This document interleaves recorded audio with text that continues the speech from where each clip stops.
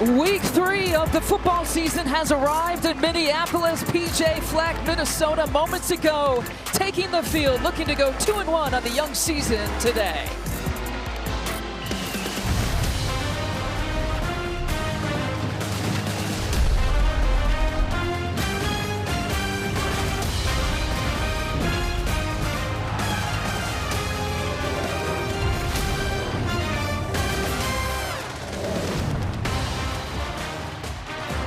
Football on the Big Ten Network is powered by Unleaded 88, Engine Smart, Earth Kind. Today is the first meeting between Nevada out of the Mountain West and the Minnesota Golden Gophers. Welcome up top here in Minnesota with the former Gopher All Big Ten defensive back Brock Vereen. I'm Lisa Byington. Melanie Ricks is with us on the sideline. We'll join her in just a bit. Well, Brock, Minnesota 2 games down, a 1-1 record. They won in a blowout last week, won in a tight game in week 1. They got to shore things up with the conference season coming up next week. Consistency is the name of the game. It was the very first thing that head coach PJ Fleck said at media days. He said last year we were not consistent in anything. Now through 2 weeks there has been a lot of promise, but they are still searching to find that consistency because like you just said, conference play around the corner, no more wiggle room. Consistency as a team and consistency as an offense too. We saw playmakers make plays in different ways in week 1 and week 2. Absolutely, but as long as the Golden Gophers are breathing and playing football, it will always start with the running backs. Darius Taylor, the dynamic freshman season before being derailed by injury, and he was not there week 1 either, which steps in Marcus Major, the Oklahoma transfer, 100 scrimmage yards in his debut. Those running backs and that O-line have to get going. Everyone wants to know, how would the transfer Max Brosmer fare?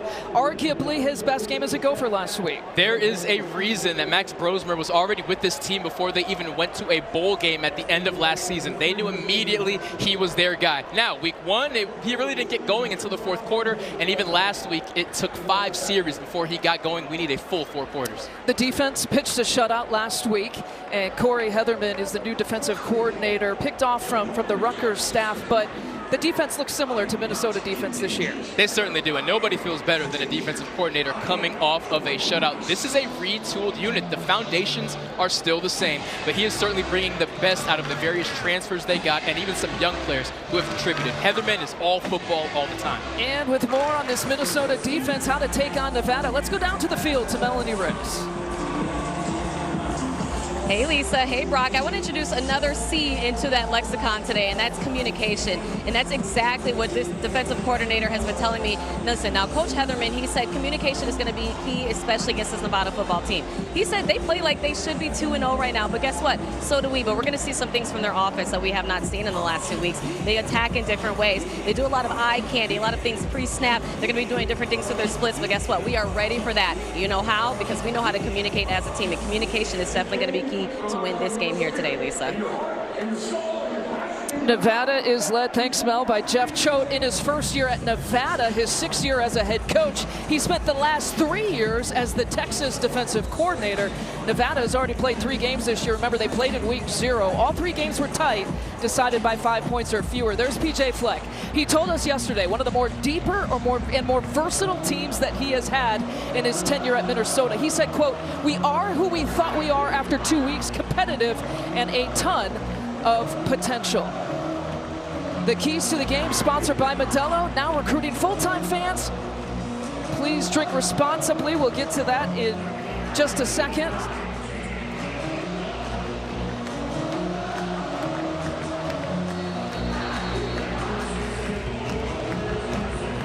We're just going to pause for dramatic effect because your keys are so good, Brock. You got to build, Lisa. You got to build. Anticipation. Lisa Byington, Brock Vereen, Melanie Ricks. We got Mike Pereira, a Ruse analyst in LA with us in the 70-degree temps, a little bit cloudy, overcast. There were some rains coming down in the warm-up in the pregame. Nevada won the toss, chose to defer, and Minnesota will be the first to trot out this Gopher offense that you had talked about, Brock Vereen, Max Brosmer. You know, his coaching staff and his offensive coordinator, Greg Harbaugh, has said that he's played 6 quality quarters here so far for the first 2 games. It's interesting. This offense and really this Minnesota team feels like they should be sitting here at 2-0. Nevada feels like they should be sitting there at 3-0. Early on in the season, it's really who can stop beating themselves. There's been some good and some bad, Brosmer looking from here on out through the remainder of the season for it to be all sunshine. And it'll be Darius Taylor as your starting tailback. Played his first game last week. And dealing with a lot of injuries. He will get the first handoff about halfway to the line to gain on a 1st and 10 run. Aiden Scioli, boundary safety here for the Nevada Wolfpack, making the play. Darius Taylor, a lot of people anticipating his debut. 14 carries, 64 yards last week, and a touchdown, and a gain of 8 on that first play from scrimmage here from Minnesota. Brosmer tucks and goes, and just short of the first down. Well, we waited long enough. The keys to the game, sponsored by Modelo. Now recruiting full-time fans. Please drink responsibly. For Minnesota's offense, find the rhythm. There have been ups and downs for Brosmer. The quicker he can find that rhythm, the quicker they can be at their best. For Nevada's defense, back to basics. They flat out fly around, but they miss a lot of tackles. It is all about the fundamentals.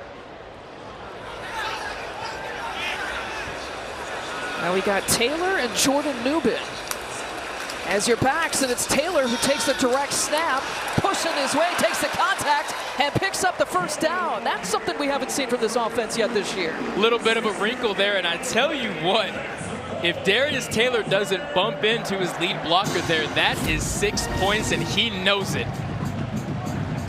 Watch the Red Sea part right there, and if he doesn't stumble, that wasn't his lead blocker, that was his offensive lineman, right guard Ashton Beers. If he doesn't bump into Ashton Beers, that is 6 points. So you can expect to see that again soon.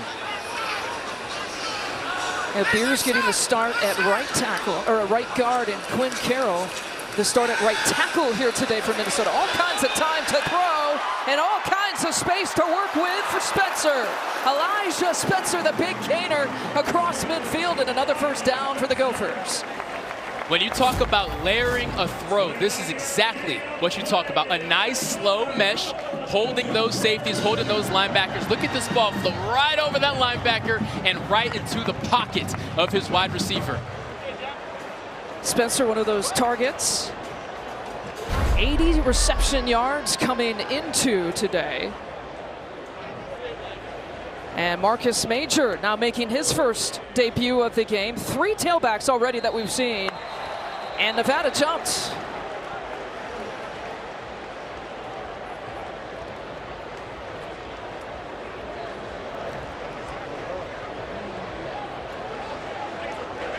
False start. 65 offense. 5-yard penalty. First down. Nevada jumped, reacting to the false start by center Greg Johnson. Never a good thing when your center is offsides. It may not be obvious, but you see him roll back to his heels in anticipation. And that ref will throw that flag every time. And again, pre-snap movement. If it's herky-jerky, the officials are going to be all over it. One of the points of emphasis here this year. Brosmer tucks and runs again on 1st and 15. And a pickup of 2. Drew Watts making the play, the talented linebacker for the Nevada Wolfpack. First in tackles, 30 of them now for the season. This Nevada defense, they love physicality. They love putting their hat on somebody more than anything. They definitely lead with their athleticism. You can expect Minnesota to try and take advantage of their size advantage, because as far as athleticism goes, Nevada may have that. On 2nd and 14. Brosmer again looking to pass. And it's Spencer once again.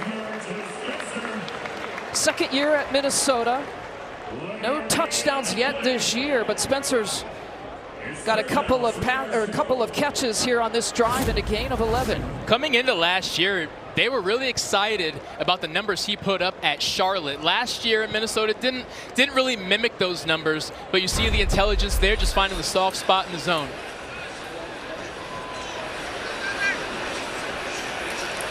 Trips to the right. Newbin gets the handoff, pushing towards the line to gain. He'll be short. Henry Ikahihifo making the play.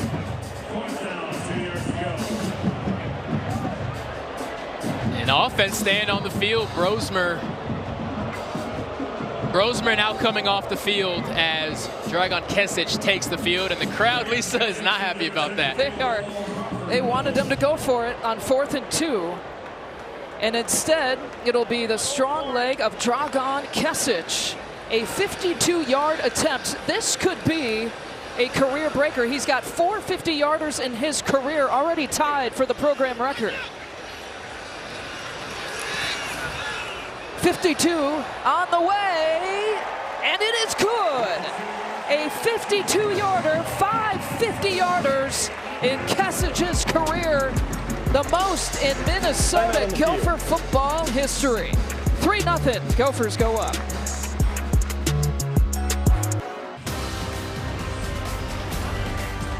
Football on the Big Ten Network is powered by Unleaded 88, Engine Smart, Earth Kind, and State Farm. Like a good neighbor, State Farm is there. Brock Farine, Lisa Byington, Melanie Ricks on the sideline for you. Minnesota completing the first series, 8 plays, about 4.5 minutes of time. 4:25, just shy of 4.5, and the 52-yarder by Dragan Kesic. Saw the dark skies. We mentioned that there were some rain coming down before the teams even came out to warm up. It'll be a touchback with Nevada's offense getting a test here for the first time here in Minneapolis. And out trots their quarterback, Brendan Lewis. He's a transfer from Colorado. Actually, though, the 3rd time he's played Minnesota.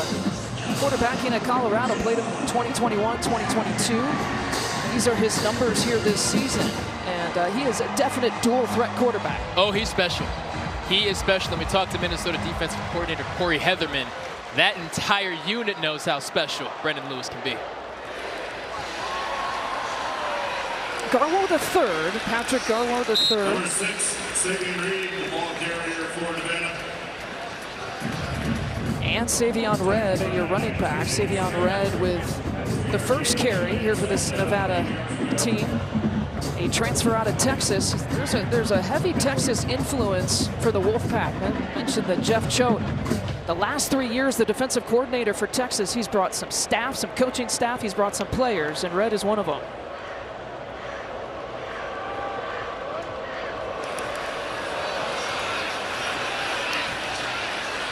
And the tight grab found his receiver right at the 30-yard line, with a flag coming out.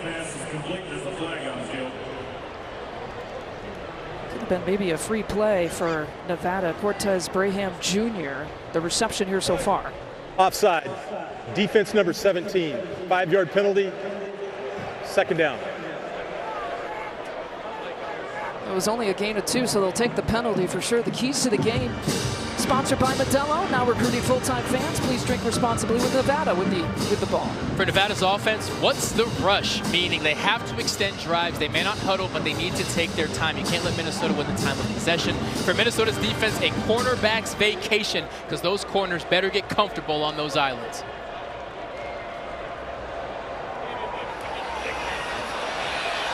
Nearly broken off, but flags coming in. And the coverage by Ethan Robinson, who's kind of looking around like, what did I do? Did I get caught?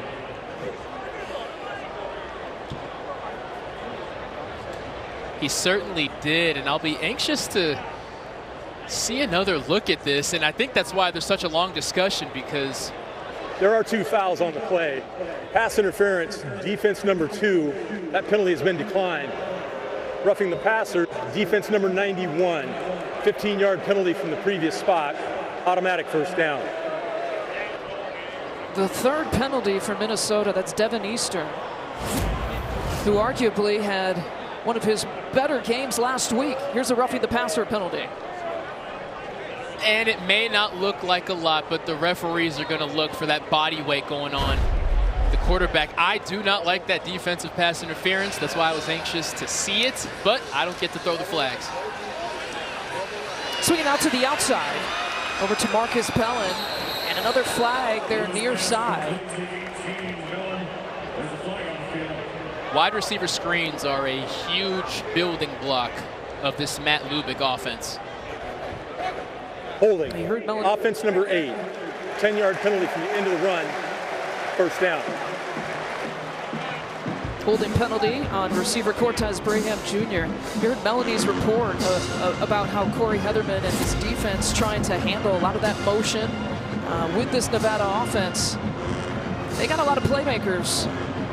And you see that right hand of Braham up in the shoulder pad of Jack Henderson. He's fighting to get off, and as soon as the referee sees that jersey stretch and that fist of his clenched, they're going to err on the side of holding. 10 plays in the game and already 4 penalties as Garwo gets stopped by Danny Strigo. Now Strigo, one of those D linemen who can play outside, he can play inside. It's like, you know, we were talking to Corey Heatherman yesterday. It's like he's a chef, you know, add a little pepper, add a little paprika. You know, he's the top chef. He's got so many options with these guys. He is having so much fun with that defensive line. This unit is versatile. They are big. They are athletic.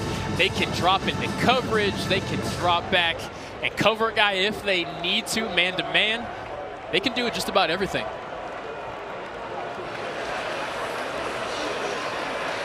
On 2nd and 15. Lewis pushed out of the pocket, still looking downfield, and has to run out of bounds. Pushed out of bounds by Strigo, applying the pressure. Brings up 3rd down. D-tackle Darnell Jeffries loses contained there, and thankfully for Minnesota, Lewis was close to the sideline, didn't have a lot of room to work because him in the open field is a scary sight for any defense. Now you're sitting here in 3rd and 16. This is when Minnesota likes to get 6 DBs on the field, daring you to throw into coverage. Yeah, loss of 1 on that play. We'll see what P.J. Fleck and this defense have dialed up here.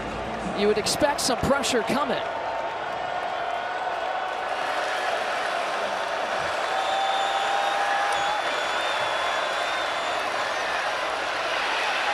Lewis directing traffic. And well short, nowhere to go, 4th down here for Nevada, right at midfield. Danny Strigo lost contain, and that's back-to-back plays that the Gophers have lost contain. Now it was 3rd and forever, so it really didn't matter. Lewis throwing on the run there. Of course, there was so much room to work that there was really no shot of that route reaching the 1st down, but they have got to figure out how they can contain quarterback Brendan Lewis. Now Corey Parrish is back to receive this punt. There was a question about who would get that starting duty. Quentin Redding with a lower leg injury out for the season, announced by Minnesota in the pregame. And Parrish, the talented freshman. A fair catch call, but you gotta think there's gonna be a time where that kid is gonna wow us in punt return.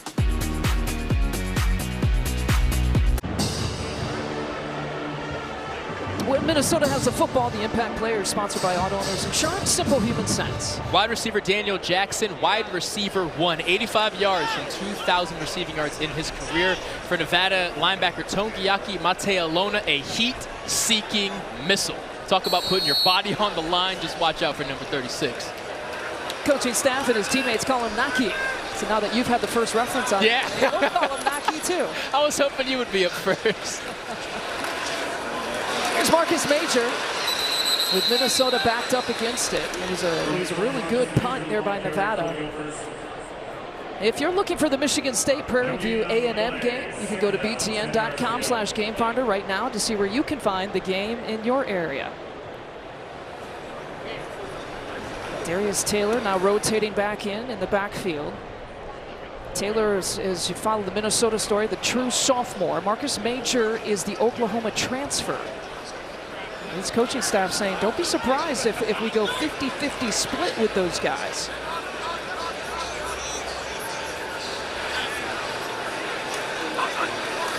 No gain, so it's 2nd and 10. Out of the end zone, Brosmer gives it to Taylor, and that's something as a pass catcher that he has been relied on a little bit more heavily this year. Absolutely. Now, last year, again, he only played about half the season without injury, but it is very clear that through spring and training camp, he worked on catching the football out of the backfield. You never want to put too much on the plate of a true freshman. Last year it was, hey, number 1, run the rock and run it well, and he did that, but always great to see a guy adding tools to his game. A gain of 8, so now 3rd and 2. To give you perspective, Taylor had 11 catches last year, as you mentioned, in a shortened season.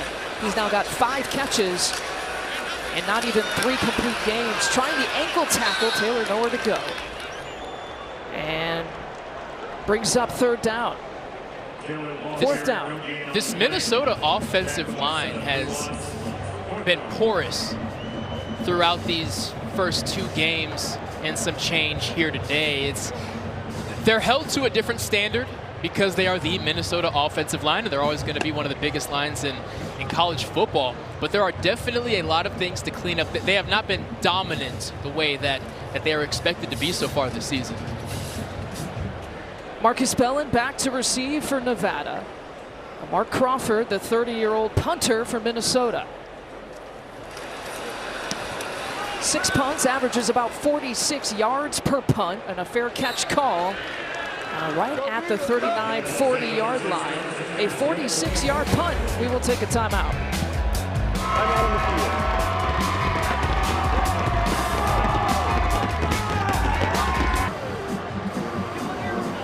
All right, the Impact Players, sponsored by Auto Owners Insurance. Simple human sense with Nevada with the football.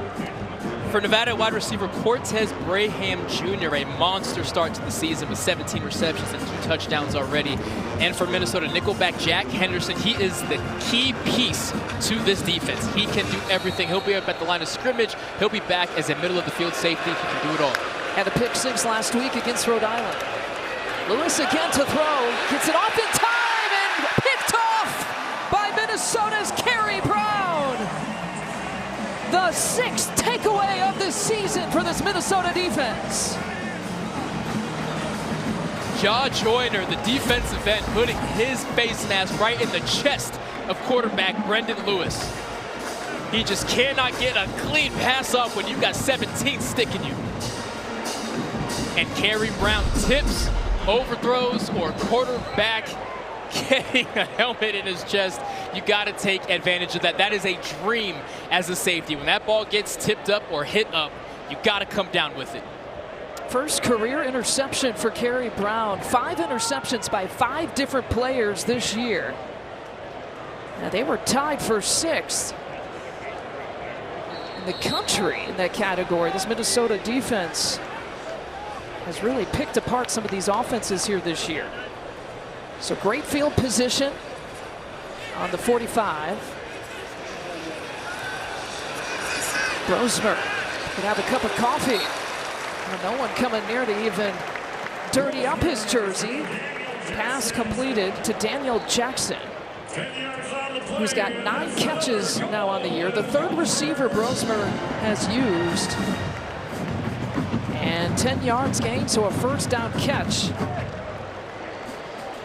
9 different receivers in week 1, 12 a week ago. On his way to go tit for tat for those numbers here in week 3. Now, Brosmer's a perfect 4 for 4 in the air, 58 yards here so far. Taylor. Ooh, what a big game. Jackson again with his feet, the hesitation, down to the 10-yard line, still on his feet, and brought down at about the 6-yard line.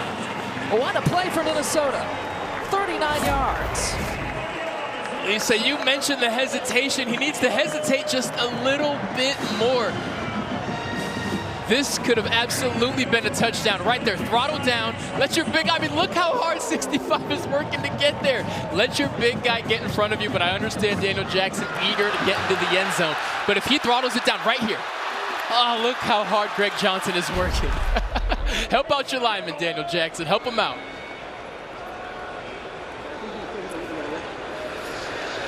Frank Bierman in motion. Brosmer over to Taylor. Takes the contact, gains even a yard. After contact, it'll be 2nd and goal for Minnesota. Keaton Crawford with the tackle. You mentioned Darius Taylor receiving out of the backfield a series ago, and we see it there again. Between the tackles right now, again, this Minnesota offensive line just isn't getting the push that offensive coordinator Greg Harbaugh probably would like to see. So don't be shocked if we see more running backs going outside left or right.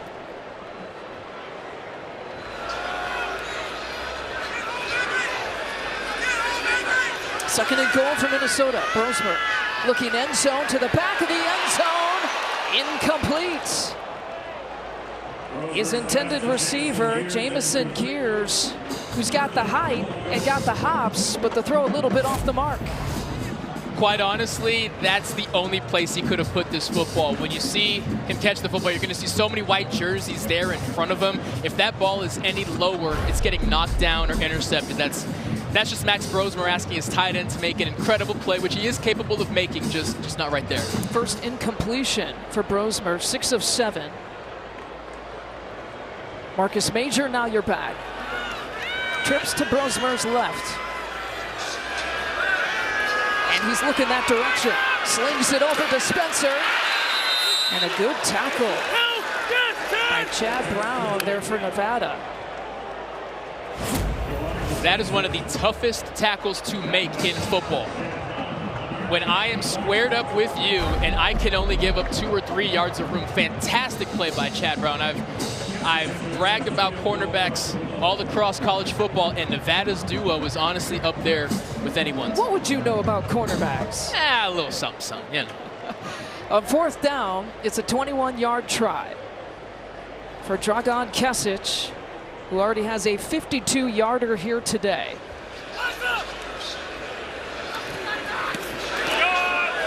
And a chip shot today for Kesic. He's a perfect 2 for 2, and Minnesota jumps ahead 6-0.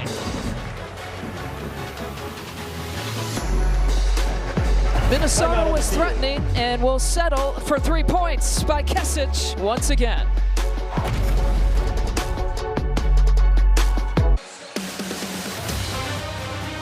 Experience the expanded Big Ten Conference like never before with Big Ten Plus. Stream thousands of non-televised live events across the Big Ten Plus. Enjoy next day game replays for every Big Ten game. Subscribe right now at BigTenPlus.com.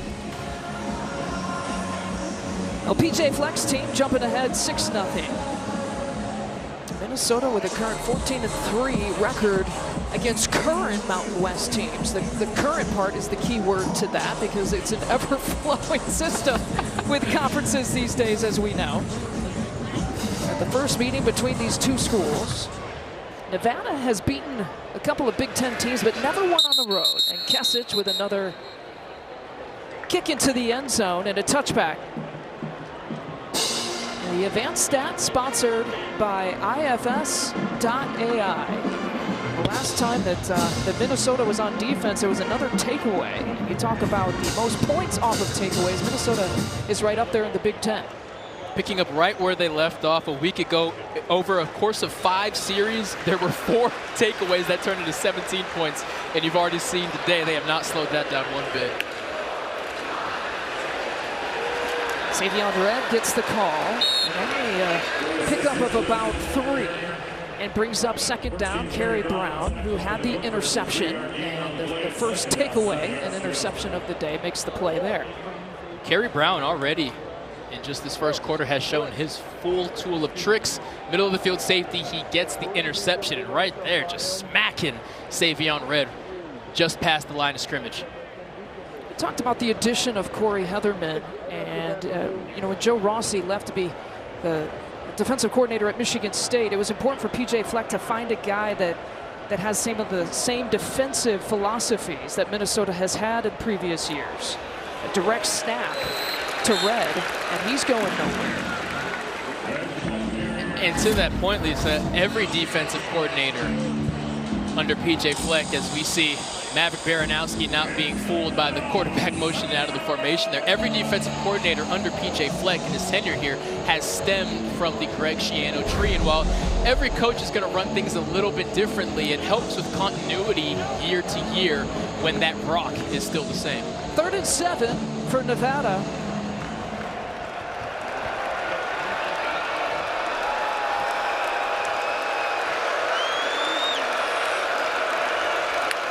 Brendan Lewis, who hasn't really used his feet much here today, gets the ball knocked. He's in trouble, scrambling, and finds his receiver, and it's a 1st down catch for Nevada.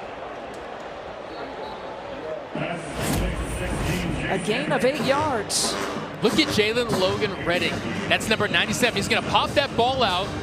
And to Brendan Lewis's credit, he is not rattled. He is not fazed at all by that. The ball pops right back up into him, and his receivers never stopped working.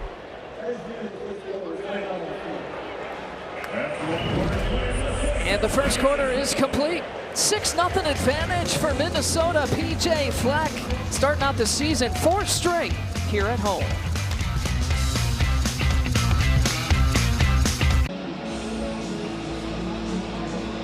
The 8-yard catch to Chase Henry to end the first quarter results in a 1st and 10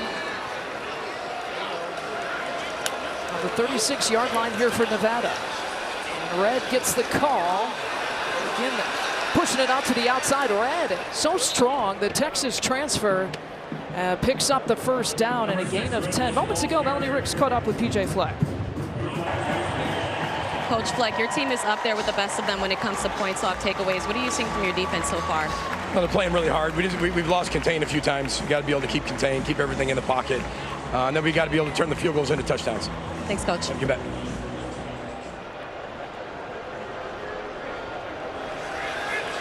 Field goals into touchdowns. Something on short yardage situations Minnesota hasn't been able to do the last couple of weeks. Shiftiness for Brendan Lewis, a flag coming in the backfield.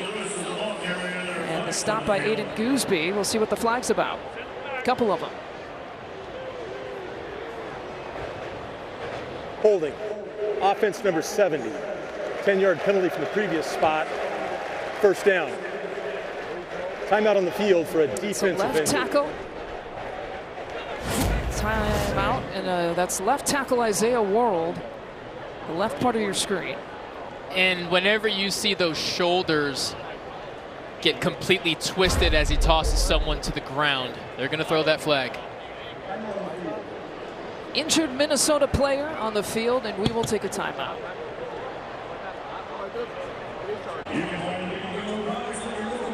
Next Saturday, Big Ten Tailgate heads to the home of the Sailgate as Mike Hall and Tyvis Powell are on Washington's campus to get you ready for football. The fun begins at 10 a.m. Eastern, 7 Pacific, only on the Big Ten Network and the Fox Sports app. And Justin Wally, the injured Minnesota player who walked into the medical tent in our commercial break.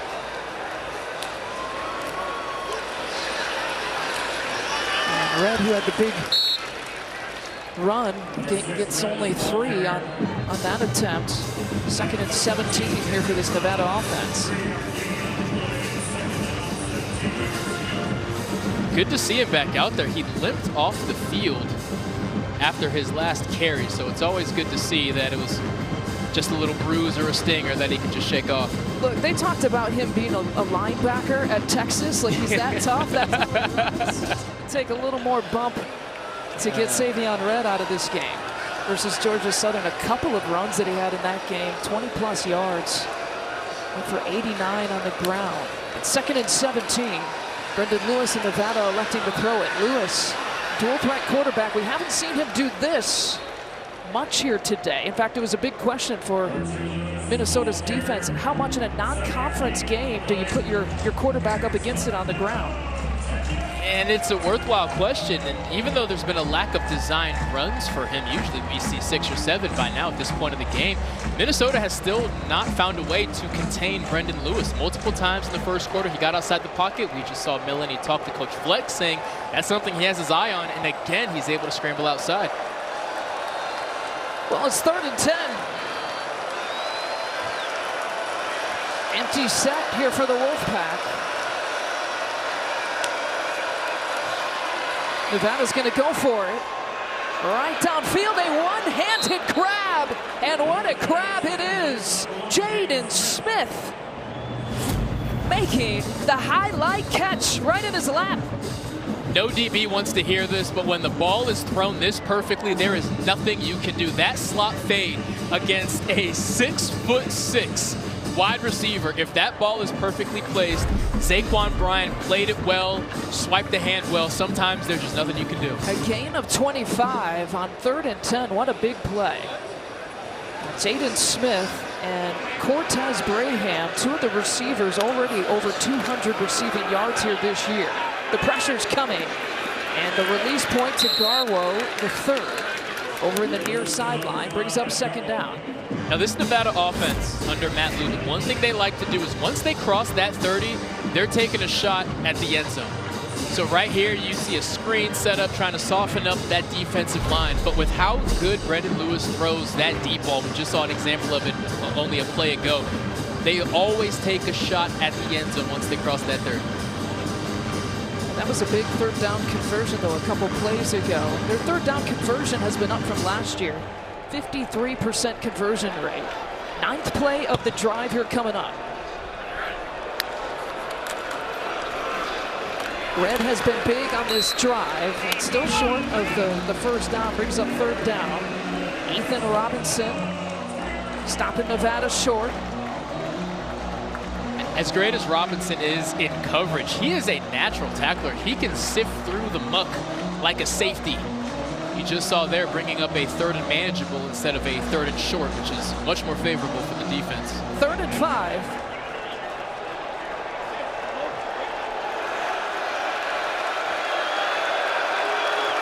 Braham Jr. in motion. And pressure's coming by this Gopher defense, swallowing up that pocket, and on the move, Jack Henderson is chasing, and all Brendan Lewis could do was that. Henderson so versatile. You called him, I think, what, a Swiss Army knife? That's exactly what he is, and he rushes off the edge here. And while Brendan Lewis is used to getting outside of these defensive ends, look at Henderson just eat up that angle, say, no, no, no, no, no. I'm a nickelback, not a DN. I can keep up with you if I got the right angle. Second year at Minnesota for Henderson. Mentioned the pick 6 that he had last week against Rhode Island. Took it 25 yards. But a 42-yard attempt by Matthew Killam. First time as a place kicker here this year. Killam, the kick is partially blocked and well low. And so a missed opportunity here for Nevada. Their best drive of the day ends up with no points here for the Wolfpack. Another look at it. Well short.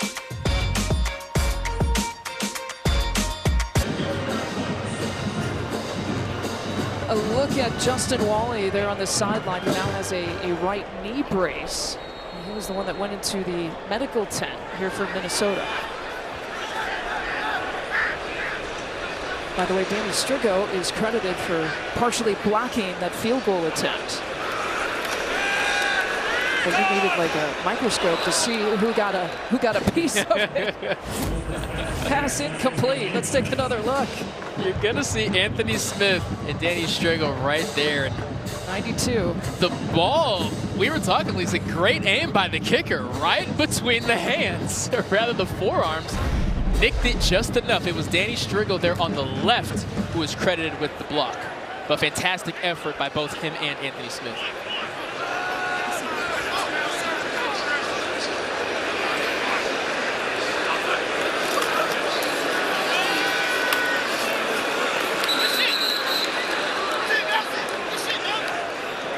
Nelson Ropati finishing the play for Nevada against Darius Taylor.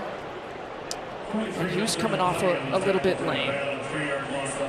Last year played 6 games because of injury.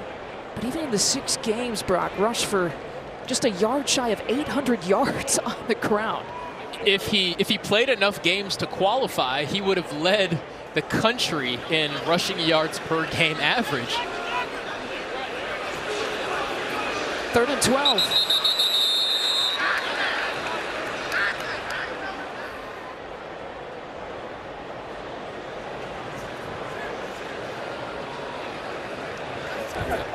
Offside, defense number 8, 5-yard penalty, 3rd down. It's Christopher Ross, one of the Texas transfers. He clearly steps over, and Ariante Ursary, the experienced vet he is, all you have to do is react to it while that defender is in the neutral zone or on your side of the ball, and that's how you get 5 yards. Well, Nevada has 3 penalties today. Remember, they had 14 last week. And a couple of unsportsmanlike penalties against Georgia Southern, something that really made Jeff Choate hot in addressing his team. In and out. The intended receiver TJ McWilliams for Minnesota. Keaton Crawford making the play. And so 4th down again for Minnesota. Suddenly their offense have stalled a little bit. Back-to-back plays of fantastic coverage. Play it go. It was Michael Coates Jr. with the pass breakup on the sideline, and there Keaton Crawford with the pass breakup. Coming into this game, this Nevada defense had 17 passes defense. They play a lot of man coverage, and man, can they be trusted in it. Remember, the first punt for Mark Crawford was 46 yards, right about at his average.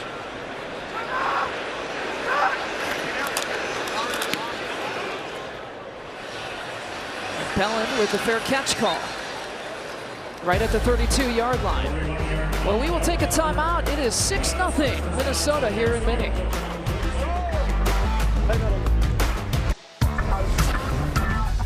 The opening refresh presented by Saatva. You deserve a Saatva luxury mattress. This guy definitely does. Some people just have life figured out, and he's one of them. Some of the sights, sounds, Goldie getting involved, of course. Only 6 points, though. Goldie has to work at there on the sideline. Now Minnesota opens up with 4 straight home games. The first time since 1987 that they'll do that.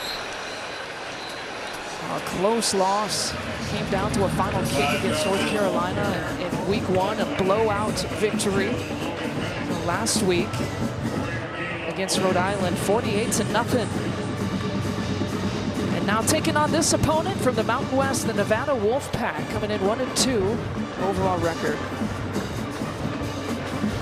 Defense, which has been par for the course this season, is holding firm. They certainly could use some help from the offensive side. In Nevada, it's the flip. Offense needs to help out. Garwo takes it and push back. He's still got about 3 yards left to go. It's a gain of 3. Coleman Bryson, last year, or a couple of years ago, he had that big pick 6 in the Pinstripe Bowl game. The growth of Coleman Bryson has been fun to watch for anyone who follows this program. You got the pick 6, then you show up at a couple spring practices, training camps. You knew he was going to put it all together eventually, and this year may be that year. He's played fantastically. A rotating free safety here this year. 3rd and 3 as the crowd is coming here at Huntington Bank Stadium.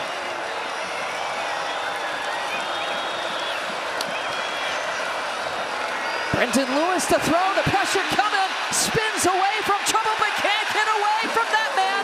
Jack Henderson gets him for the sack. Do it all, 2-0. Brendan Lewis able to spin out of Aiden Gooseby, and Jack Henderson, I see that right hand near horse collar, but Lewis has his hand and Henderson's face mask. I guess both referees just let that one go. He can do everything, Lisa. He can line up everywhere. I will say it again. He's the key to this defense. A loss of 14.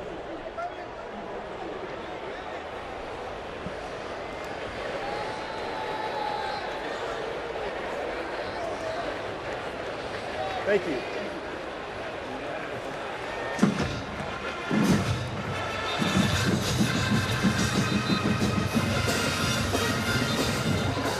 We got a stoppage in play here. Referees checking their notebooks, checking their watches. Maybe a game clock issue. That's my best guess. Well, I'll tell you what, when we resume play here, it'll be Cope Harridge again. Minnesota took a timeout. We were waiting for clarification on that. So they'll have 2 timeouts left here in the first half. But Parrish, again in the replacement, in the punt return position for Quentin Redding. With a lower leg injury, a season ender that he suffered after the first punt last week. Here's Parrish with his 2nd attempt here today. He's going to try to go. And Parrish, so athletic, he's speedy, shifty, gets brought down just shy of the 40-yard line. And Minnesota with some room to move. Quick 15-second timeout for us. 7:41 left to play in the first half. Brock Vereen, Lisa Byington, Melanie Ricks on the sideline for us. A couple of field goals has been the difference here so far. a 52-yarder, and a 21-yarder by Kesich here from Minnesota. That's been the only score. Play action. Brosmer to the middle of the field, and he's found Elijah Spencer a few times. Now the fourth catch of the day, and a gain of 13 here from Minnesota as they move the chains.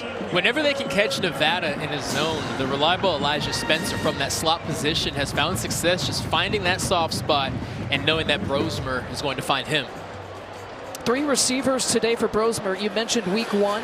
He shared the wealth a little bit to 9 different receivers, 12 different receivers last week. Marcus Major, your tailback on this possession. It crosses over the 45-yard line. Drew Watts making the tackle, a gain of 5. Darius Taylor entered the medical tent about a series ago. He has left the medical tent and is now trying to get loose on the sideline, but until then, it'll be a heavy dose of Major. Well, we saw him limping in the last series after a hit. And we got a timeout here for Nevada. They're first for the half. It will be 30 seconds of length. It'll be a 30-second timeout.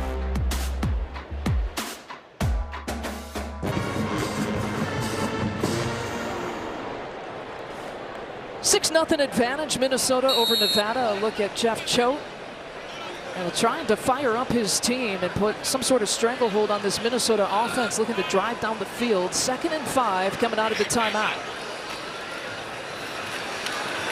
Brosmer looking deep downfield, pass caught by Brockington right at the 25-yard line. Lemeki Brockington, a big catch for his first catch and a gain of 19. And that's a big-time throw.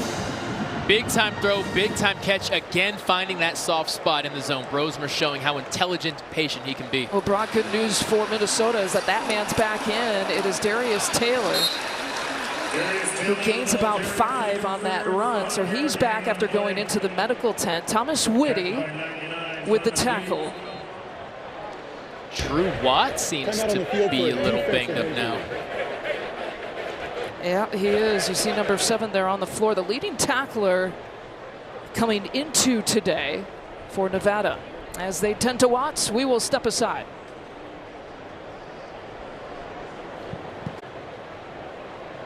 Well, we're back after this injury timeout, and Drew Watts hasn't moved.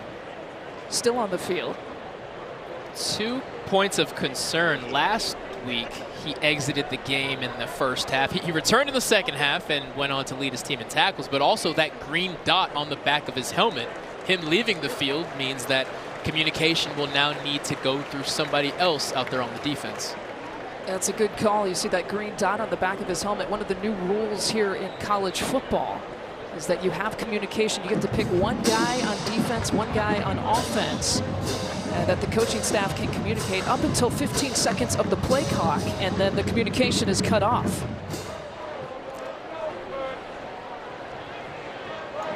Minnesota Golden Gophers, 112 yards on first down plays. Another opportunity for them to finish a series here. And that's been their problem. We've seen it, especially in short yardage situations. Brosmer looking for the fade route. It is intercepted and caught in the back of the end zone by Keyshawn Cobb, his first pick of the season. Christian Driver, the wide receiver, did not expect that football coming. Watch how long it takes number 4 to look for the football. The cornerback will always have an advantage if he is ready for the football before you are. Brosmer threw that ball, and you see Christian explaining his case to his wide receiver coach, Matt Simon, right there, and his head coach, PJ Fleck. Not sure what Driver was expecting, but he was not expecting that ball that early.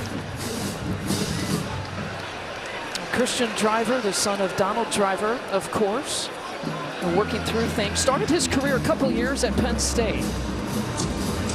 He worked through some things in the spring and the summer. Just listed as a sophomore, and all kinds of learning curve and growing lessons for some of these younger players. He's going to be special, but that rep right there is a regretful one. So an opportunity here for this offense. Brendan Lewis using his legs this time. And only a pickup of 1. Andy Strigo. Now, by the way, the official stats changed the blocked field goal from Strigo to Anthony Smith. We saw, I'm I not mean, on how the field could the for ball went offense right and in between his two arms? How could he not have gotten a piece?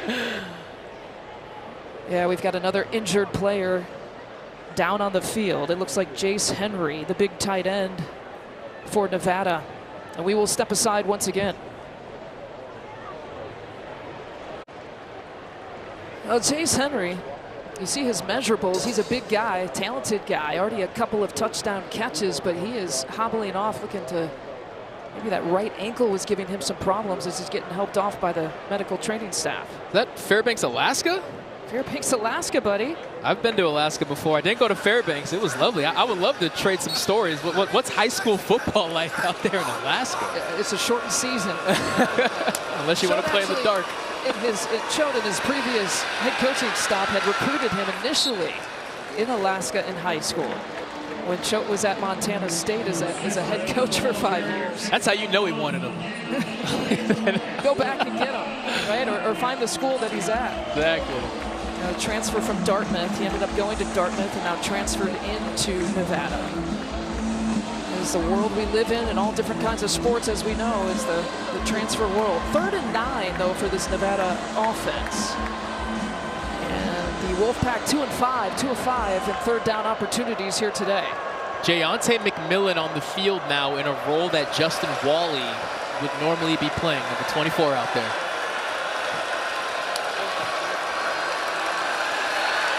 It's Lewis, intercepted again and picked off. The second pick by Kerry Brown. What can Brown do for you? How about a couple of INTs? That's what. Have a day. I mean, he's clued in on this route. It's as if he was in the offensive huddle. He sees that thing coming from a mile away. Credit to Patrick Garwo for dragging him out of bounds, but Brendan Lewis staring down his wide receiver, cluing away Kerry Brown, who could not have scripted a better first half for himself. Now 6 picks as a team for the season for Minnesota. And so responding, Keyshawn Cobb got the pick in the end zone, and what a response by this Minnesota defense. Lowest passer rating in the Big Ten so far was against the Minnesota DBs, and they are picking up right where they left off. They start this drive on the 16. The Nevada 16, a rollout by Brosmer. Just out of trouble, finds Taylor right about at the 10-yard line, short of the first down. A pickup of 6. This is, again, one of the situations where historically, you would expect Minnesota to trot out all their tight ends and a fullback and extra offensive linemen, but they just have not been able to get that punch from B-gap to B-gap. And until then, they're going to have to find a way to get into the end zone through the air, it seems like. Daniel Jackson in motion. Brosmer's got options, and he finds Taylor into the end zone. Minnesota finds the end zone for the first time on the afternoon.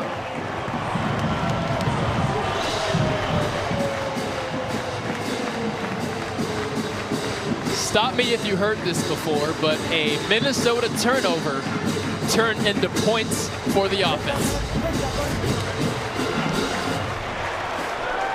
Darius Taylor, you highlighted early on in the first quarter how much he has developed as a receiver out of the backfield, and there it's the best of both worlds. He catches the ball, turns into a running back, breaking a tackle as he crosses the plane. Kessic for the extra point. Look, Brock, you said they got to find it in the air. Guess what? They found Darius Taylor in the air for the first touchdown. 13-0, your score. One more look at it. The running back playing pass catcher for 6.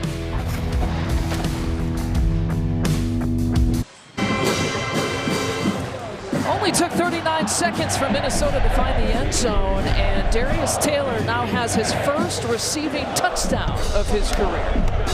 2 plays, 16 yards, 39 seconds, and 10 points off of turnovers now today. Minnesota has accumulated, Brock, 34 points off turnovers for the season. That is a head coach's dream right there, and it helps relax a somewhat struggling, if not inconsistent offense, saying, you know what, let's go out there and fly around and try to make plays and take risks, because clearly our defense has our back.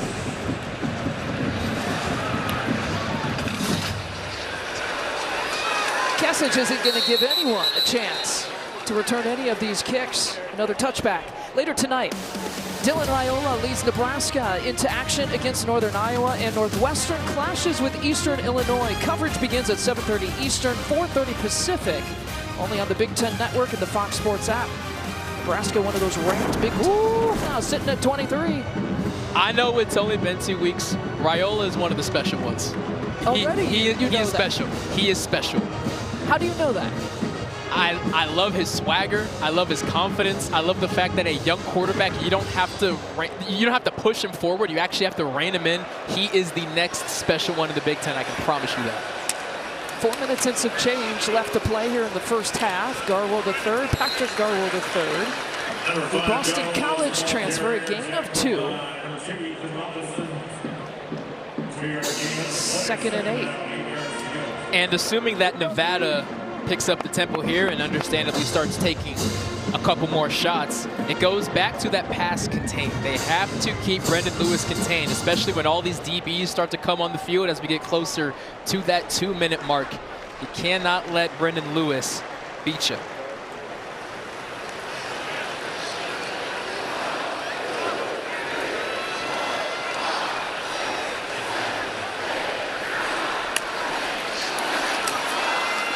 Here's Lewis, surveying down the field, and pass is complete to Cortez Braham Jr. He has been a reliable target for him, over 200 receiving yards this year. Holding, offense number 76, 10-yard penalty for the previous spot, 2nd down. That one comes back. Spencer Lavelle, your right guard, in the 7th year, 4th school. See on the right side of your screen. And it was initially that left hand that wrapped around the neck of Ja Joyner. And Brendan Lewis, to his credit, he's standing in there. He's taking tough shots, delivering perfect footballs. But once again, penalties just negate a big game. Well, you try to hold off Ja Joyner. I'm up in the booth. Good luck with that. Right up the gut.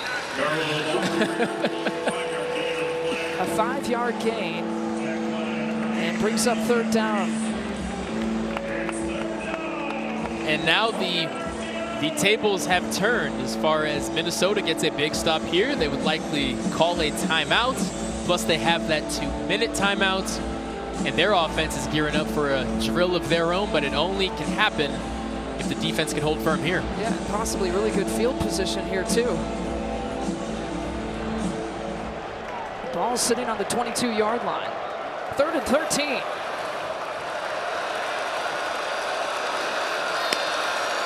Empty set here for Nevada. Swinging it out. And it's Jalen Logan Redding finishing the play off. A gain of 7, well short. 4th down here for Nevada, forced to punt. How about a 290-pound defensive tackle running 10 yards to make a tackle? All effort, all Gophers.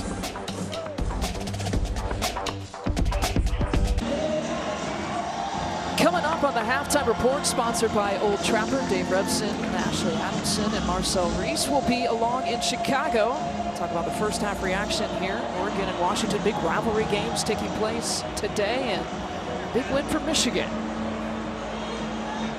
Wisconsin with a big game, but lost its starting quarterback against Alabama. Tough go for the Badgers. Parrish back to receive again. His 3rd punt opportunity. He'll let this one bounce. It'll bounce out of bounds right around at the 30-yard line. And there's a flag. Flag kind of in no man's land. This could be anything.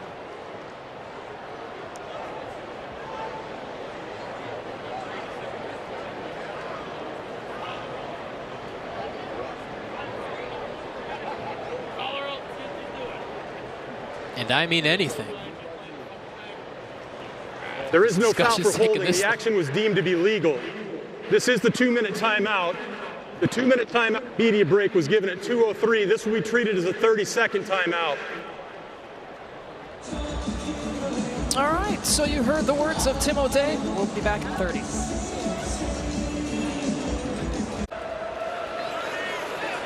Bit of a 2-minute drill here for Minnesota, Max Brosmer. This Minnesota offense finding the end zone for the first time on the last drive. Now set up shop on the 31. Brosmer has found success with that connection with Taylor. And the 5th catch for Darius Taylor. Of course, the last one before this one led him right into the end zone, and that picks up a first down on this one. The sun decided to show up here for the end of the first half, coming out of nowhere.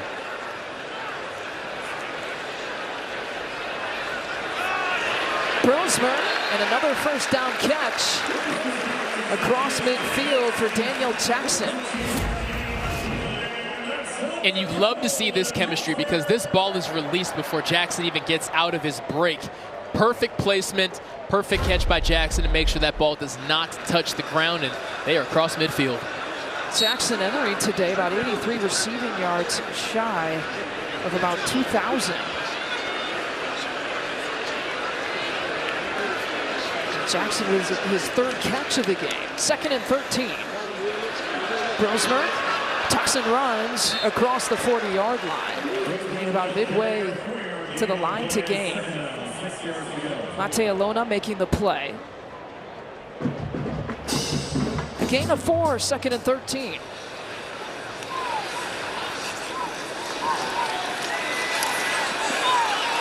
Headed for the sideline, and again, Jackson was his target. Coverage coming from Michael Coates. Terrific coverage it was. Michael Coates, probably their best corner, and his specialty is press man. No help behind me because I don't need it. A fantastic job of squeezing Jackson to the sideline and throwing off that timing. I feel like you said that once or twice. These DBs are so good. Michael Coates, there's probably no surprise he's got the most pass breakups on this team this year, coming into today with 4 of them.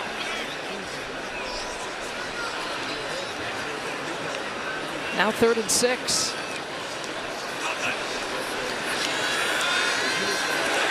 Brosmer down the middle of the field. He connects with Kears. And Jamison Kears' first catch is a big one. Delivers a first down and a gain of 22. Jamison Kears finds that seam, and Brosmer looking off that safety and making sure he can get the ball to his guy to where he has enough time to protect himself from that incoming hit. Brosmer again, a little bit of a fade route, that time to Jackson, and that time a couple of flags coming out with Coates on the coverage. A whole lot of hand fighting between number 9 and number 3.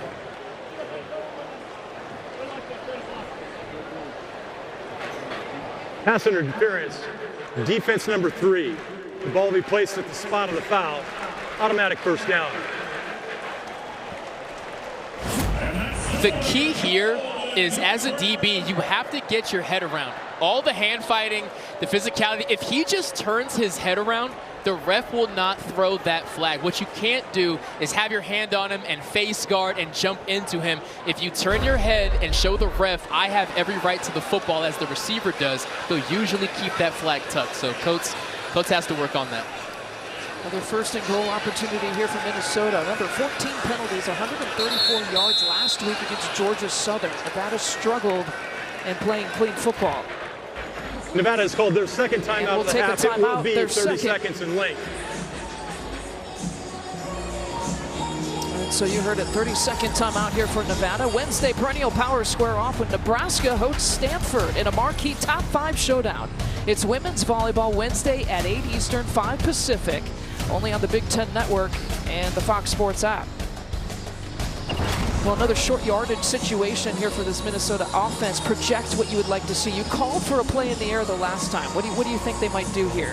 What I would like to see, and what a lot of Minnesota fans would like to see, is get those tight ends and those fullbacks on the field and prove that Nevada's defensive line doesn't have the best of you, because right now that is exactly the case. Nevada's defensive line has won and done their responsibility I would love to see Darius Taylor get in there on the ground this time, but we still have 3 receivers on the field. Jamison Gears is your tight end. And Taylor is your tailback.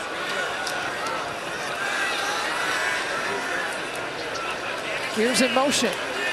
Brosmer looking end zone, shuffles his feet, off the target and off the hands of Daniel Jackson. 2nd and goal. This is what's called happy feet. It's when a quarterback's mental clock is a little faster than it needs to be. He had time to plant and drive that ball in to get it down into that window for Daniel Jackson, but there was a ghost closing in on him that wasn't actually there and got a little anxious there at the point of release. I've seen ghosts since I was like 6 years old, so I can... But don't pass that haunting to me. Relate the feeling. Brosmer to Taylor, pushing, fighting, looking for the end zone, finding the end zone. A Minnesota touchdown, and Taylor's 2nd of the day.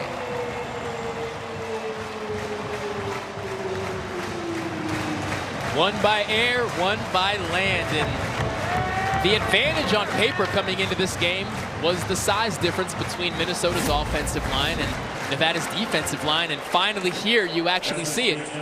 Taylor gets stopped just short of the goal line, but a bunch of 350-pound yellow jerseys start pushing you. It's going to be hard to not get an extra yard. Also known as the Minnesota offensive line. Everybody just dreads facing just the massive bodies that they present week in and week out. The extra point is good for Kesich. And a couple of touchdowns for Minnesota in the final couple of minutes here in the half. Look at the work by Taylor. 7 plays, 123. Minnesota driving at 69 yards to pay them.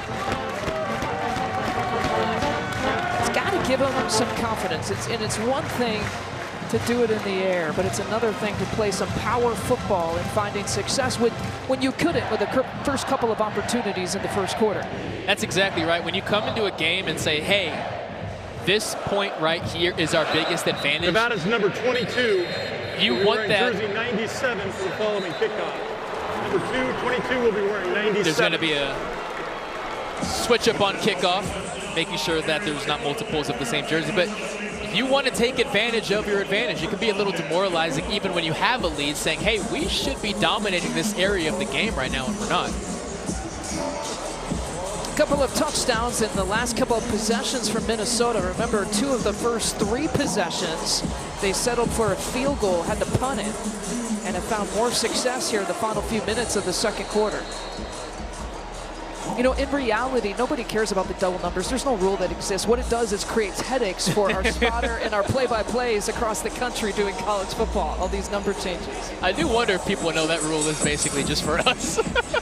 just to give us a pounding headache. The Kesich big leg. Now they're going to try for a return here.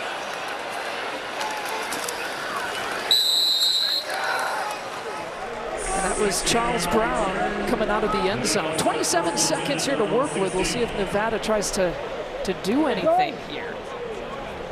Brown shockingly taking that out makes me wonder if he was told, hey, we're just going to eat up some clock and get to half, so if there's going to be an explosive play, it's going to need to come on this kick return, because that was a shocking decision with less than 30 seconds left. I was very surprised by it as well.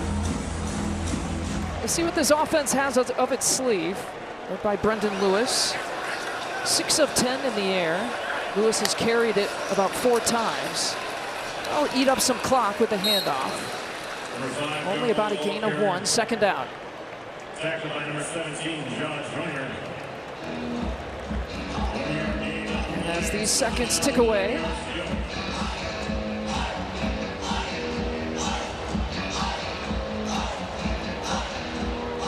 looks like that's the final play of the half. And it is. Minnesota defense pitching a shutout, a couple of picks, and the offense finding some momentum. Finding the end zone in the last couple of drives here for the Gophers. 20-0 advantage. Minnesota looking to go 2-1 on this young season. And we will check in with Melanie Ricks, who's down with PJ Fleck. Hey, Coach, your offense really got going here in the second quarter. How do you keep this plan of attack moving forward? Well, it's complementary football, playing really good defense, getting the ball back, playing suffocating defense, not allowing them to get into our zone, and then we're able to throw to run it, and they're doing a good job of loading up the box, so had to kind of switch some things and throw to run it, which is just as effective if we catch it. And then speaking of your defense, how do you contain Brendan Lewis in the second half? I mean, he's such a jitterbug back there. I mean, he can escape inside the pocket, outside the pocket. We broke contain a few times that gave him the ability to get out and make a play, so we got to work on that in the second half. Thanks, Coach. Yep. They've done a good job with the jitterbug. Negative yardage on the ground, -7 for that man right there. He's had a tough time against this Minnesota defense. Halftime report sponsored by Old Trapper coming up after the break.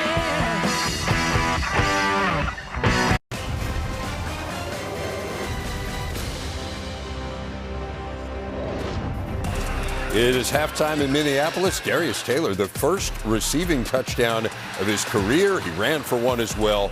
20-0 Gophers over the Wolfpack. At the break, as we welcome you in, the Old Trapper halftime. Great to have you with us. Dave Revson, Ashley Adamson, Marcel Reese. Solid first half here from the Gophers, particularly defensively. What did you take away from watching them here? I mean, when you're watching the Minnesota Gophers right now, you're looking at this team, you're saying you're outgaining your opponent 224 yards to 84. You're winning the turnover battle 2-1, and you're also winning the penalty battle. So you go in at halftime, and you're just urging your team to finish. We can finish a complete football game in all three phases. And you wonder if they can get the run game going. That'd be the only thing that sticks out, less than 3 yards per carry. But working on their second straight shutout, not bad. And that's where they are on the year, too. They're under 3 yards a carry, coming in last in the Big Ten. You wouldn't expect that from a PJ Fleck team, so maybe something to focus on there in the second half. But again, comfortably on top. One of 6 games going on right now in the Big Ten. Who says watching TV isn't a skill? We're going to take you through what's going on right now. Michigan State and Prairie View also here on the Big Ten Network. Aiden Childs, Isaiah Johnson. Michigan State just had a 100-yard interception return as well. They're on top 27-0. All right, moving to Oregon State, 128th meeting between these two. We've seen Dylan Gabriel's arm, but have you seen his legs? The wheels on that run, 54 yards to the house. Right now, 22-14 just before the half. West Lafayette, Purdue, Notre Dame. The Irish coming off that stinging loss to Northern Illinois. Jeremiah Love turns the corner and he is gone. Riley Leonard has 3 rushing touchdowns in this one. It's 35-0 Notre Dame on the road.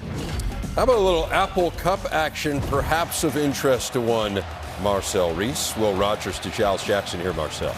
Oh, my goodness. This is the dime by Will Rogers. Love the way how Jackson runs to the end zone, finds the ball, gets 2 feet in. That's good, even at the next level. Cougs up 4, though, right now in the second quarter. Iowa City, Iowa, Troy.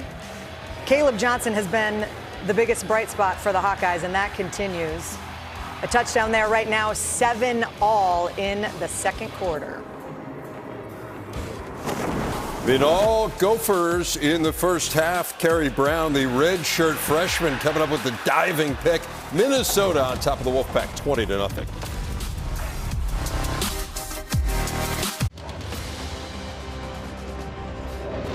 It's the Old Trapper halftime. Dave Revson, Ashley Adamson, Marcel Reese. Let's run you through the 3 games already in the books in the Big Ten.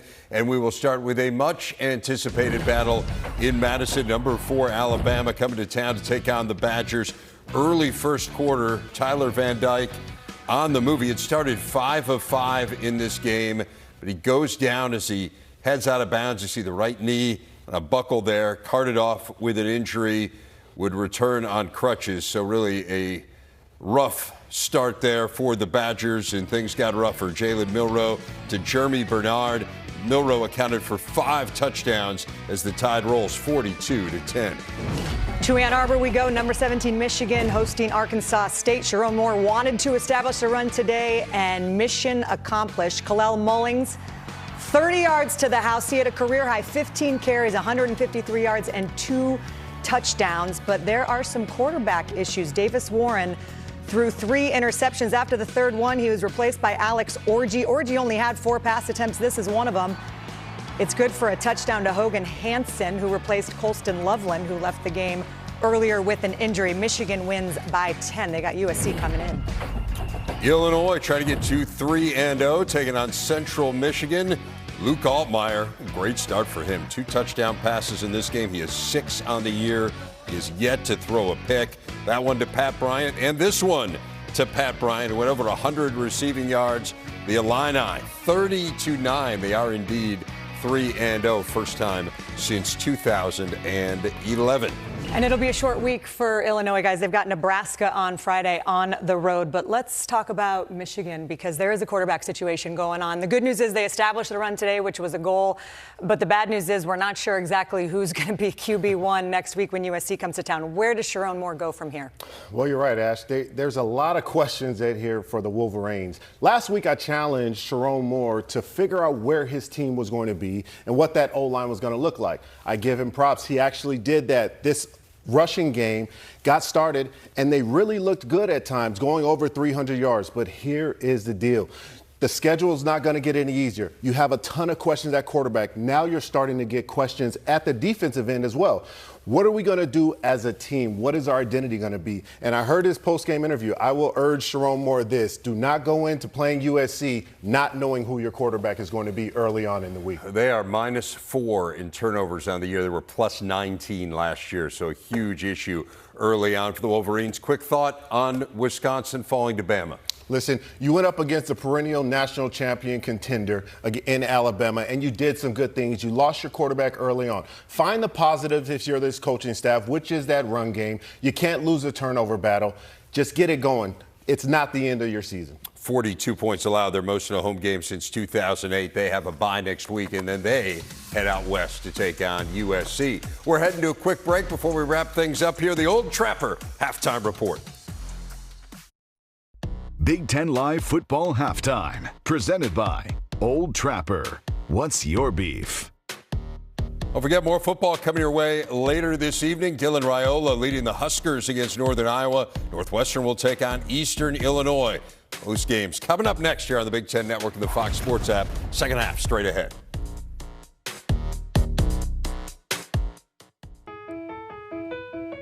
Today's Big Impact research takes us to St. Paul, home of the University of Minnesota Climate Adaptation Partnership, or MCAP. MCAP helps people, organizations, and communities across Minnesota and the Midwest adapt to our changing climate. Staff members conduct regionally specific climate research and offer hands-on support in agriculture, forestry, water resources, public health, tribal, natural resource management, and more, with the goal of supporting climate-resilient communities for today and for tomorrow.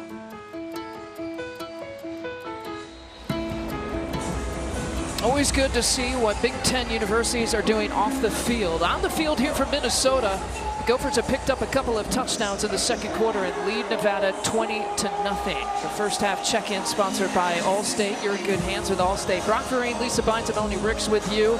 You know, the rushing yards, right, kind of stands out. I feel like Minnesota could be better in that area. They definitely could. Now, you have plenty to be excited about in regards to Rosemer and his clear connection with his wide receivers, but it's 2 weeks now that the run game has not gotten going. They definitely want to fix that before conference play starts next week.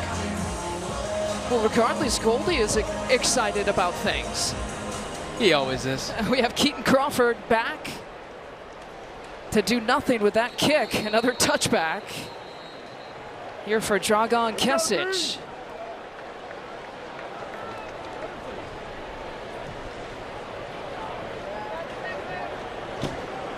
And so this Minnesota defense that has turned over this Nevada offense.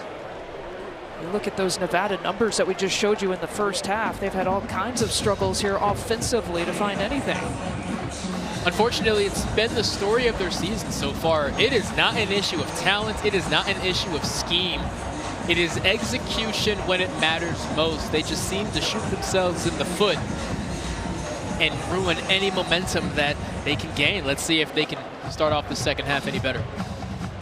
Well, the largest deficit that they faced here all season. The first snap here to Brendan Lewis, who swings it out wide near side. to Patrick Garwo, his running back, and a gain of 6 brings up 2nd down. Ethan Robinson with a little smirk. I know what that smirk means. It's, I got the tackle, but that hurt. That was a heck of a collision. We could hear it up here in the booth.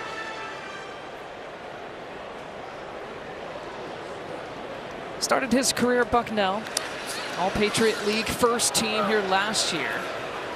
And sneaking through the middle of the field, short of the first down. Still a couple of yards left to go. It's 3rd down here for Nevada. And with 3rd and short, we didn't see a ton of it in the first half. Designed runs for quarterback Brendan Lewis. Most of his rush yards came from just getting outside of the pocket. But they do have that in the tuck. He is, I would argue, their best running back, quite honestly. Maybe he flashes that here.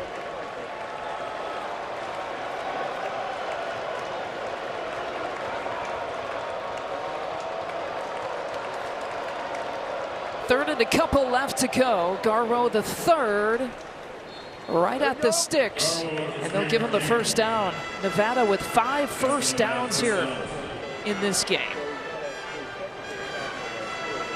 Great job tracking the hip there by Cody Lindenberg. Happy to see him healthy, as he spent the majority of last season sidelined with the hamstring. The heartbeat of this defense is what PJ Fleck calls him, and making up for lost time, as he didn't get many opportunities to show that a year ago. Yeah, in his absence, though, last year, you know, PJ was quick to point out guys like Matt Kingsbury, Devin Williams, Baranowski, guys who actually got a few starts in his absence at the linebacker spot. A reverse. And Sean Dollars with a little creativity. The first time we've seen that from this Nevada offense. Excuse me, Crawford picks up 6. Fantastic play design there by offensive coordinator Matt Lubick. But watch Lucas Finnessy, number 46, staying at home, staying strong, and then forcing the ball back inside. A less experienced defensive end would have ran all the way to the right, leaving that left side of the field wide open. And Lewis again on the move. Quarterback run. And Lewis now has run for 15 first downs this season.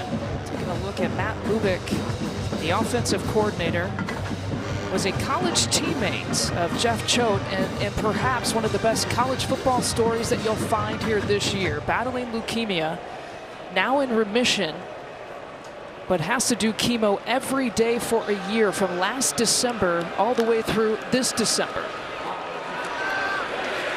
Xavion Red.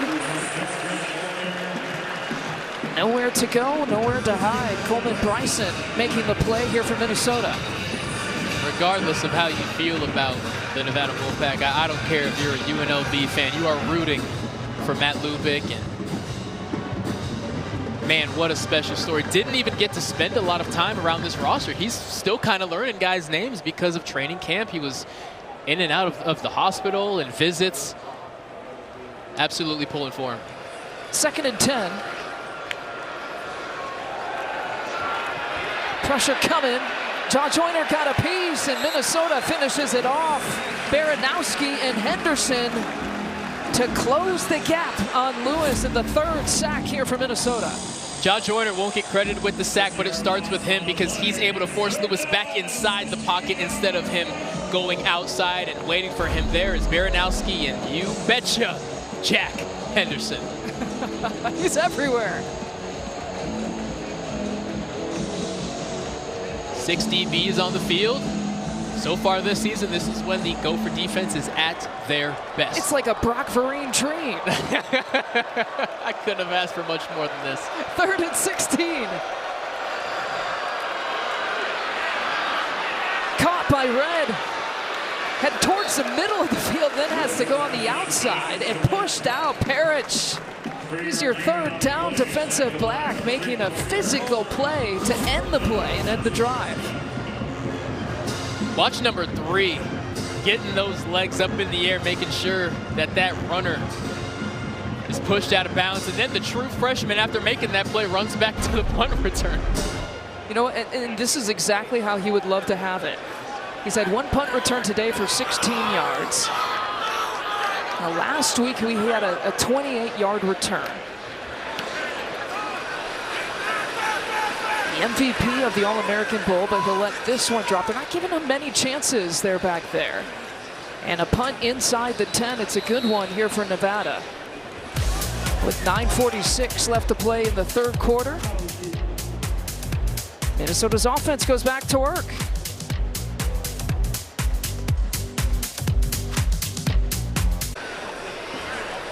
.946 left to play in the third quarter. Minnesota 20-0 advantage over Nevada. First opportunity offensively in the third quarter. Taylor with a couple of touchdowns and a flag in the backfield. Minnesota has had trouble holding here this afternoon. Likely going to be on left tackle. Ariante Offense Ursery. number 69, half the distance to the goal from the previous spot. First down. The fourth Minnesota penalty. And you're going to see Ursery. He whiffs and he doesn't want his guy to have a free run. You can tell by that body language, he knows immediately. Yeah, they got me. They got me. He lost his footing, was hoping no one saw him. Tried to compensate. One of the top graded linemen and one of the top pro prospects there at left tackle. He could be human once in a while. That's a first round pick, regardless of the holding. Max Brosmer, looked at Ursery and said, that could be my left tackle. I'm in. Sign me up. Sign my transfer papers now. Pass broken up. Good play by this Nevada defense. And again, Michael Coates, but a flag coming in the end zone. Back in the end zone, and a Nevada player is missing his helmet. Connect the dots and the clues.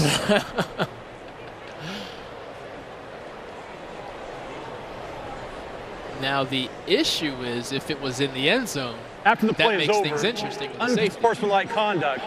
Defense number 8, 15-yard penalty from the end of the run. It includes an automatic first down.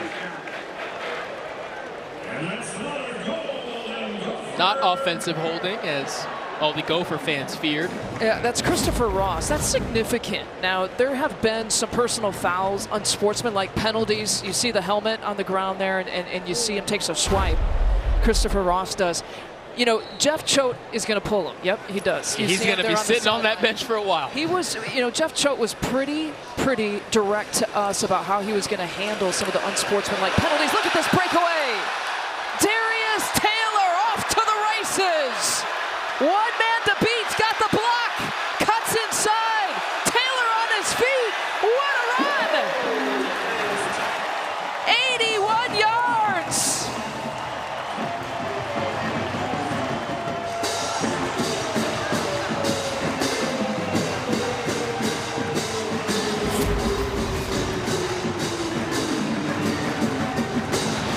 First you break a tackle, then you break another tackle, then it's off to the races. Darius Taylor, not known as a speedster, so he knows he has a little more work to go. Nick Callerup, Lemeki Brockington running down there to help him out. He changes his angle, and finally, what probably felt like a 300-yard run, he reaches pay dirt.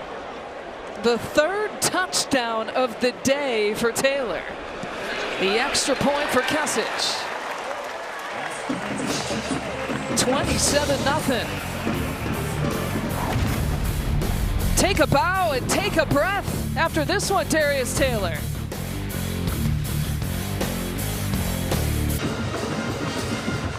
Quarterback comparison is powered by Unleaded 88, Engine Smart, Earth Kind. The numbers for Lewis and Brosmer here today. Obviously, Brosmer has found some success in the air once again. He absolutely has. He looks comfortable. The pace of the game is certainly appeasing to him. I feel that week 1, things were moving too fast. He had some adjustment issues, but this game he has been cool as a cucumber. PJ Fleck has talked about Brosmer to us yesterday, said he's been surgical, intent, making quick decisions. Now his first time playing at the FBS level, another touchback. An 80-yard, officially an 80-yard score by Darius Taylor. Gives him his third touchdown of the day. That's a career high. His previous long was 43 yards. And Lisa, if you're Nevada, that's everything that's been wrong with this season personified. One, it's the missed tackles. Two, it's the unsportsmanlike conduct penalties, bailing out an offense and leading to a touchdown.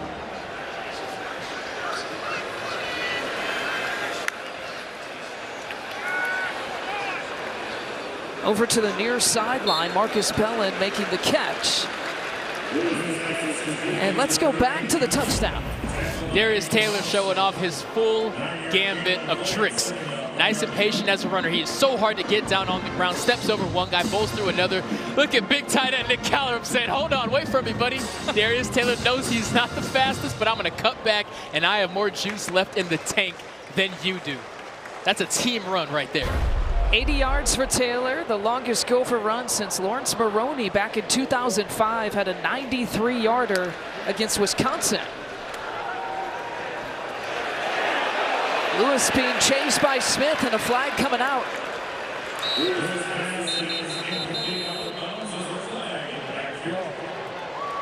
Anthony Smith likely the defender being held there.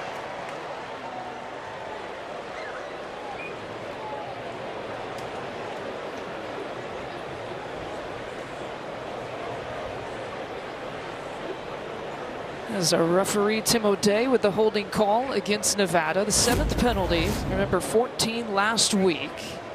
Playing clean football, being disciplined. Yeah, you can see number 70, Isaiah World. You had it, Brock, holding Anthony Smith. When you have a quarterback who likes to escape the pocket, offensive tackles have to be very mindful of that with the sudden change of direction of the defensive ends they're blocking. Pushes them back to 2nd and 11. Quarterback keep, and the ball's loose. Recovered, it looks like, by Lewis. Play made by Devin Williams. A 4-yard gain on the play. 7 yards to go, 3rd down. Brendan Lewis, normally very football conscious, went 7 consecutive games without an interception. Putting the ball on the ground is not a thing that he normally does. He's usually very careful, but this Minnesota defensive line has just had a incredible performance.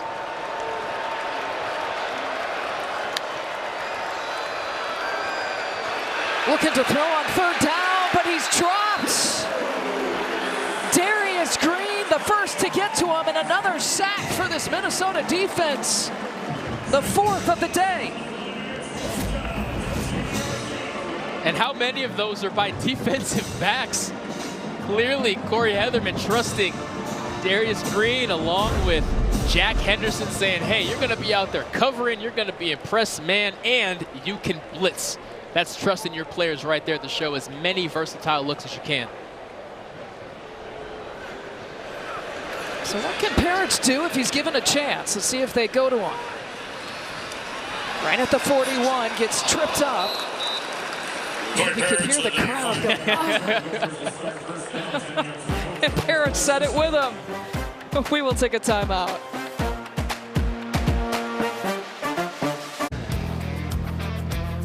A drive summary brought to you by Kia, movement that inspires. We take a look at the last 4 drives for Minnesota. 3 of the last ones resulting in touchdowns by Darius Taylor. Look at the time it took for Minnesota to do it. They made quick work. In the blink of an eye. Nothing gets an offense more juice than a defense doing their job, getting the ball right back to them.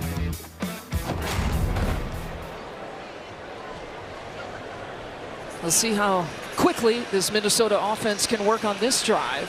Inside 7 minutes left to play in the 3rd quarter. Play action deep downfield. And just overshoots his receiver. That's Daniel Jackson trying to get underneath it. Jackson going into this drive just 20 yards off of 2,000 on his career. He would have had that and more. They could have connected there. And that's exactly what offensive coordinator Greg Harbaugh was probably thinking. Hey, let's get you 2K in style. And I promise you that's what everyone on the sideline's telling him too. There's been 9 other receivers in Minnesota history that have 2,000 or more receiving yards in their career. Marcus Major now stays on his feet. What a run, picks up the 1st down. Rumbling, stumbling into Nevada territory. Nkenye finally makes the play, but it's a pickup of 18. We asked offensive coordinator Greg Harbaugh, hey, that week 1 performance by Marcus Major, did you know he had that? He said, yeah, and the only downside is the world now sees our hidden secret. Look at that balance at such a big frame. 220 pounds to be able to stay upright and grab those extra yards. Minnesota now 325 total yards. It was you that asked that question, and then it was him giving you, first of all, that wry smile before he gave you the answer. He said, I didn't want to, tip my hand too much in the preseason about what we knew we had with Marcus Major. Here's a look for Christian Driver back in, but tackled in the backfield, making the play, Keaton Crawford.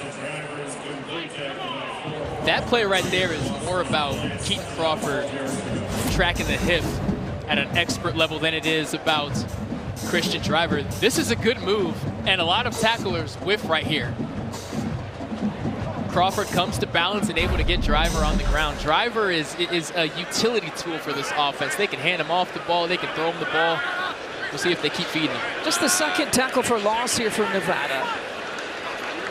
And it brings up 2nd and 12. We'll see what Taylor can do. Finds that seam, cuts right back towards the middle. He'll be short of the first down. Just about a yard to go, but a brilliant run from Taylor, who's having a career-high day today, a gain of 12. Vision, vision, vision. That play was designed to the left. Look at him cut all the way back to the right side of the field. Protecting that football and trying to make another guy miss, but able to get tripped up right there on the ground, but not before he makes a 3rd and short. Taylor now another 100-yard rush day. 111 on the day on 9 carries. Oh yeah, and then he's got 37 yards in the air with a touchdown as well. That'll give Minnesota the first down. Needed one, got a couple.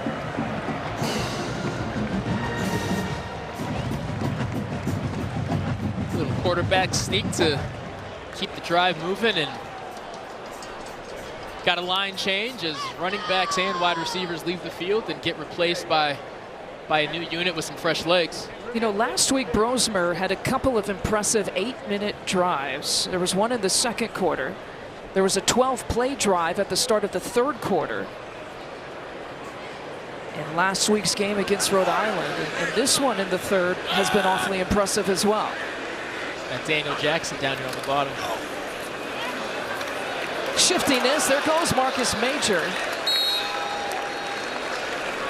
Gain of 5. Chad Brown with the tackle.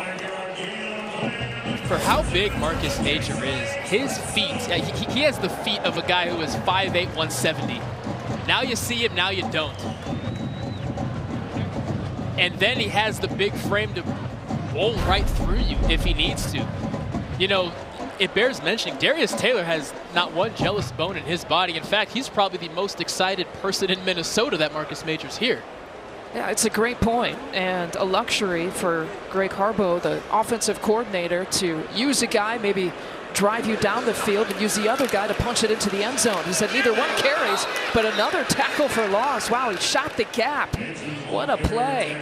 Naki, Mateo Luna.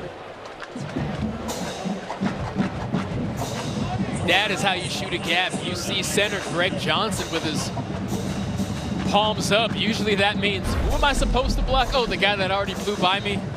That's how you sniff out a gap. Mateo Luna with 7 tackles here today.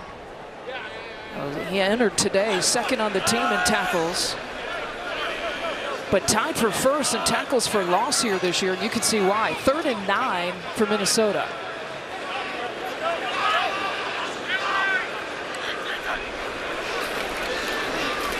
Brosmer gets sacked, never saw it coming. Aiden Seuli with the sack, and suddenly the penetration from this Nevada defense is impressive. Great job of disguise by this Nevada defense. This offensive line and Brosmer never expected the safety Seuli to blitz that gap untouched to your quarterback. That's a dream of a defensive coordinator, knowing you made that right call. 50-yard attempt here coming up. Seuli is just a 1st-year starter, his 4th year, though, at Nevada. Kesich already with a 52-yarder here today. He's got 5 50-yarders in his career. The 50-yarder on the way. It's got plenty of leg, but it is off the mark.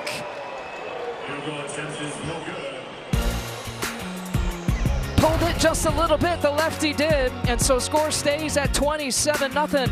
One more look at it.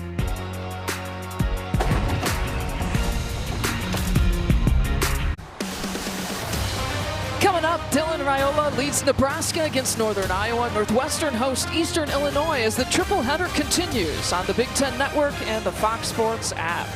Chock full of Big Ten football. Here in Minneapolis, Brock Vereen, Lisa Byington, Melanie Ricks on the sideline, 27-0 advantage. Logan Redding making the play.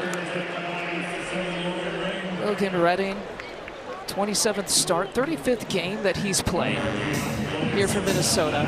He's another guy that could go inside or outside, tackle or end, you name it.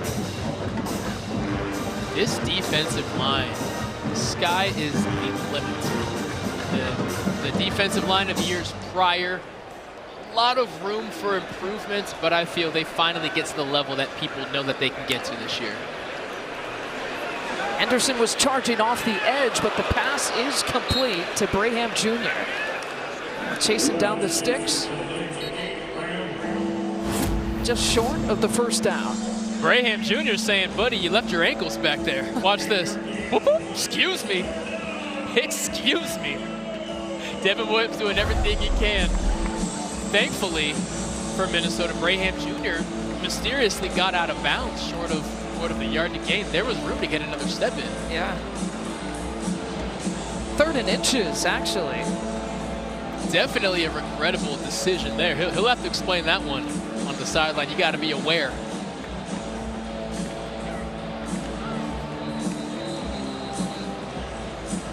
And a timeout for Nevada, their first of the half.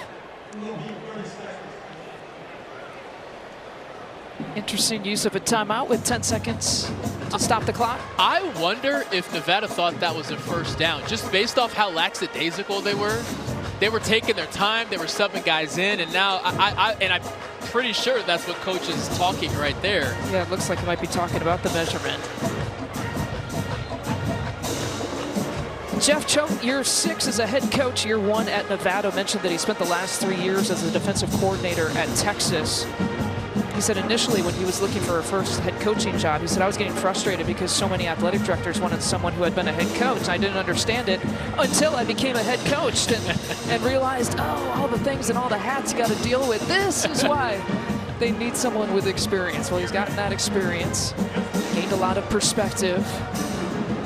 Really all he needed, because look at the resume. Stops at Texas, Washington, Florida, Boise State, and now Nevada. Well, they had to use that timeout. They got 2 left here in the half, but 10 seconds left in the quarter. 3rd and inches. Here coming out of that stoppage of play. Lewis calls his own number. It's going to be close, but no, they're going to mark it as a first down. A 2-yard gain on the play. They just needed inches on it. That'll be the final play of the third quarter. That is the end of the 3rd quarter. Timeout on the field. When we come back, Minneapolis, 15 more minutes to play in the 4th quarter between Minnesota and Nevada.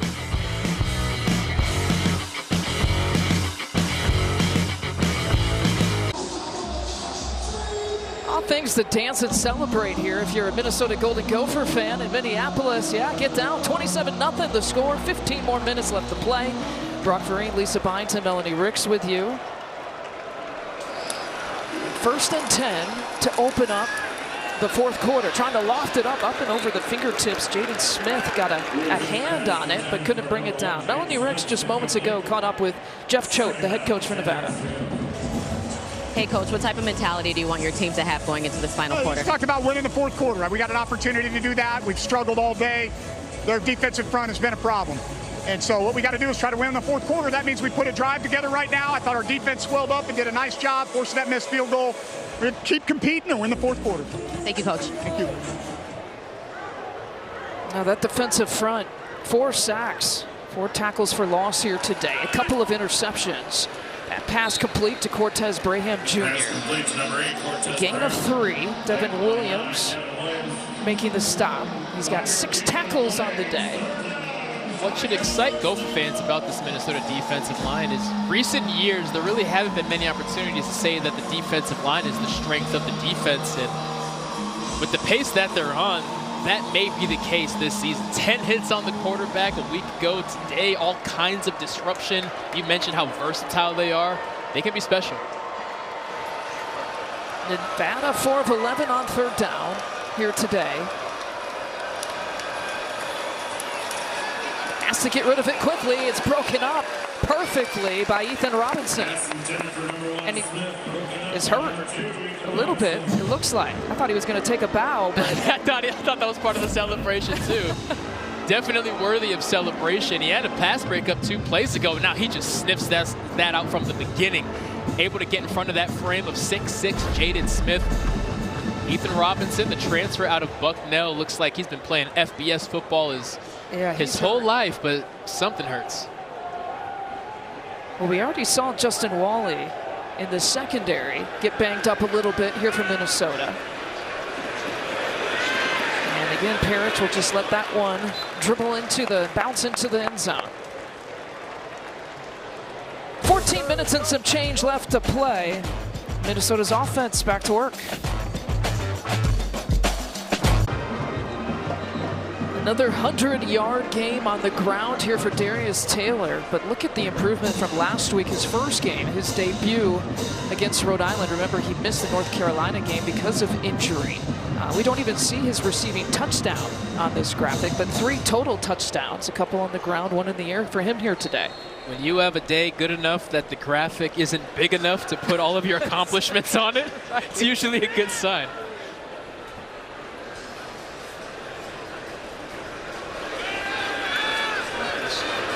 Brosmer chased out of the pockets, got to throw it away. And so Darius Taylor, we've got the highlights. We're trying to squeeze in all his highlights in this package, at least.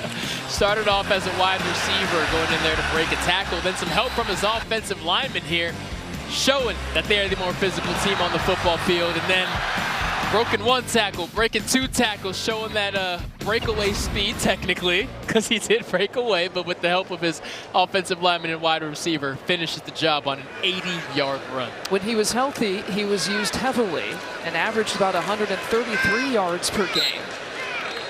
And he had a couple of big games last year. You talk about 193 against Eastern Michigan, the 198-yard game against Northwestern, and of course the career-high game in the Quick Lane Bowl, 208 yards against Bowling Green. When you include the Week 1 loss to North Carolina that he wasn't out there for, in his career as a Gopher, Minnesota is 5-2 with him, 2-6 without him.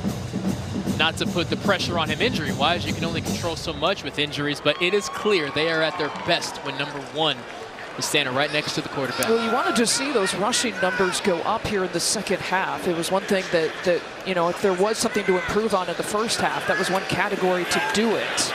As Daniel Jackson makes the play, and Chad Brown on the stop. 4 yards on the catch, so 16 yards for Jackson to 2,000 in his career. But that brings up 4th down, so that'll have to wait another drive at least. It's good that the rushing offense didn't wait a couple more drives, because with this upcoming schedule, you have Iowa, you have Michigan, you have a revamped USC defense. That run game had to get going today, just to get off the shoulders of the Minnesota offense. Marcus Bellin back to receive, fair catch call. Right at the 40-yard line by Mark Crawford. A punt of 41. Nevada looking to figure things out.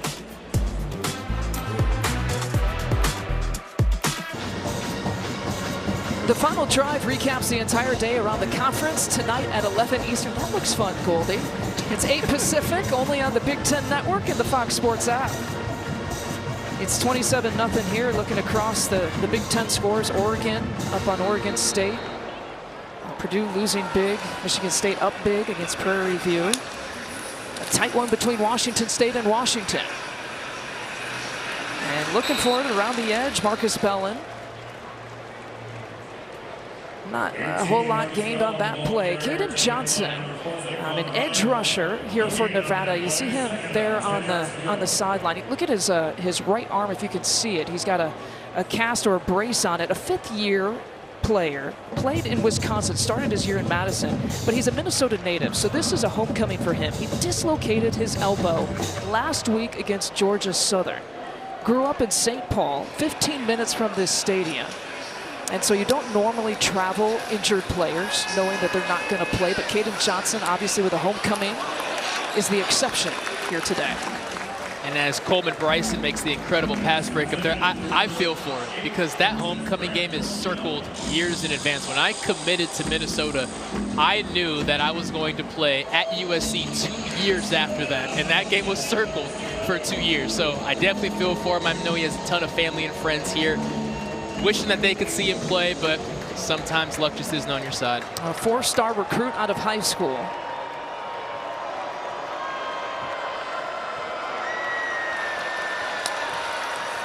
And watching his team here from the sideline today.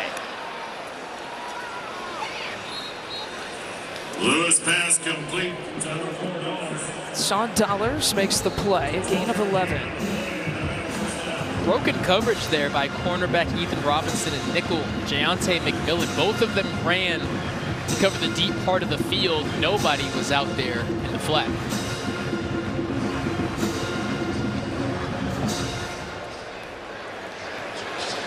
Dollar stays in, now 1st and 10. Positive drive here so far for this Nevada offense, and a positive gain for Brendan Lewis. A gain of 5, 2nd down. That gain only possible because of the monster block by Sean Dollars on the blitzing Jack Henderson. Dollars outmatched in height, weight, and everything else, but holding his own there. A big pop on the blitzing defender.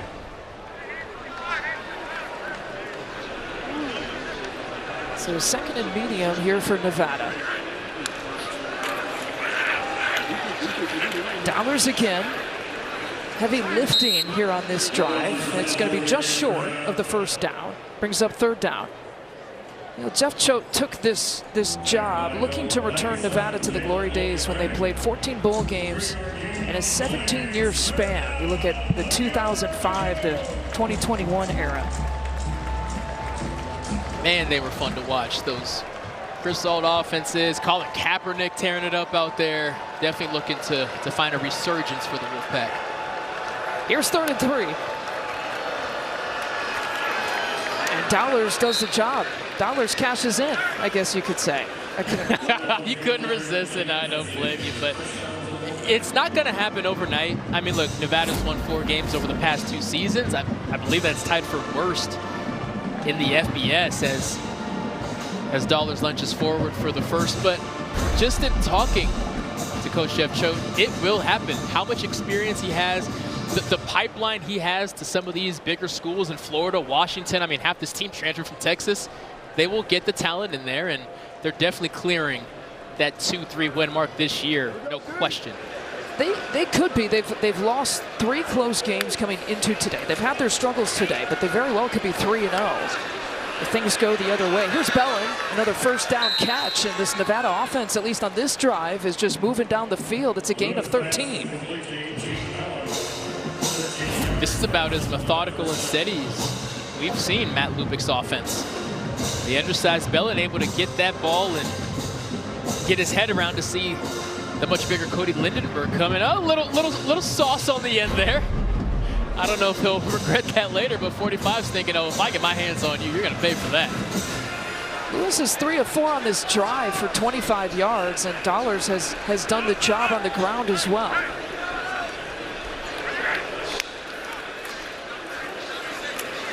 Dollars once again to the right side of the line. And Danny Strigo with the tackle. He breaks the tackle of Devin Eastern. He breaks the tackle of Coleman Bryson. And this shootout is absolutely being threatened right now, and even though the scoreboard implies that Minnesota has a comfortable lead, you better believe that shutout matters to a lot of those starters that are still out there on that defense. And the first time in the red zone, this is money territory. 9th play of the drive coming up next. Nevada is a perfect 11 for 11 this year in the red zone. 9 of those 11 times have gone into the end zone for a touchdown. Huge part of that is that fade route to either of their wide receivers. Let's see what they do there. Again, they call dollars. Hunting down some numbers.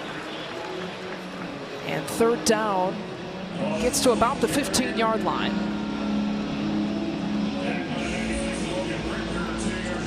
First time in the red zone today. We asked, why are you so good? We asked Matt Lubick, why have you been so successful? Perfect, right? 11 for 11 this year. It's just systematic. They drill it 2 or 3 times a week. And there's got to be some confidence, too, that when you've had that success this year, you get into this area. No matter who the opponent is, you got to have confidence you can get it done. Picked off! It's another one. This time, Ethan Robinson. His first pick of the season.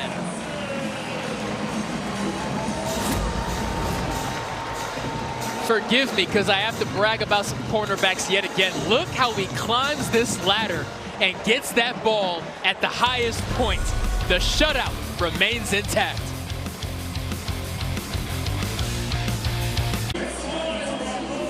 Well, 3 interceptions today for Minnesota's defense. They've scored 10 points off. Can they get more?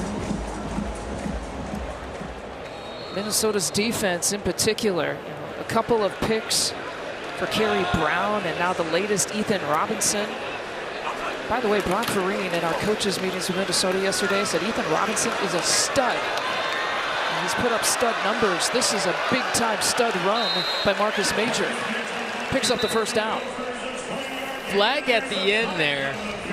Hand probably getting up there in the face mask. But let's go back to this interception, and Ethan Robinson. I was mesmerized watching him play football in these first 2 games. See him climb the ladder there, 15-yard penalty, securing that football. The run, automatic first down.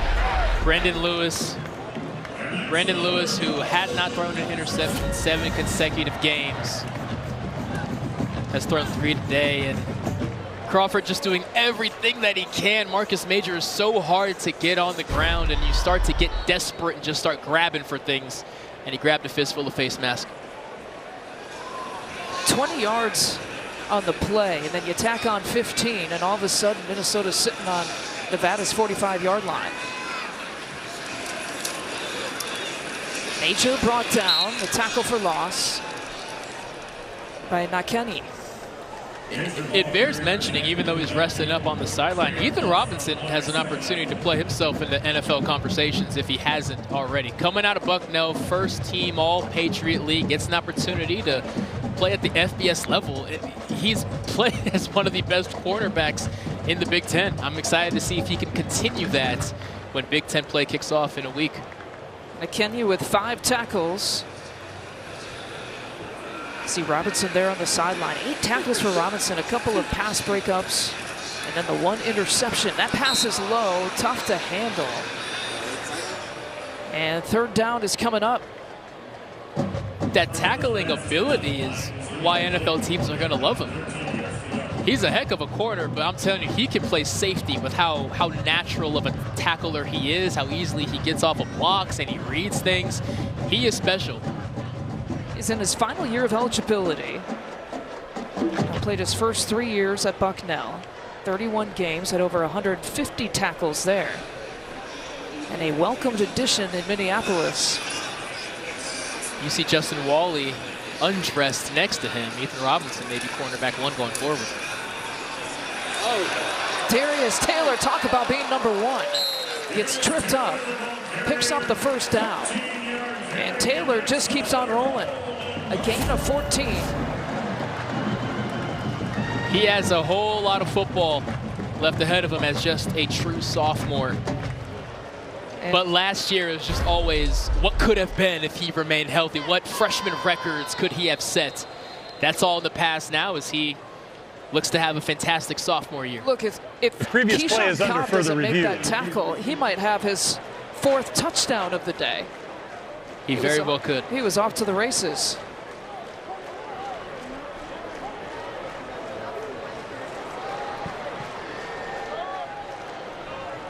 The previous play is under review. You heard our referee, Tim O'Day.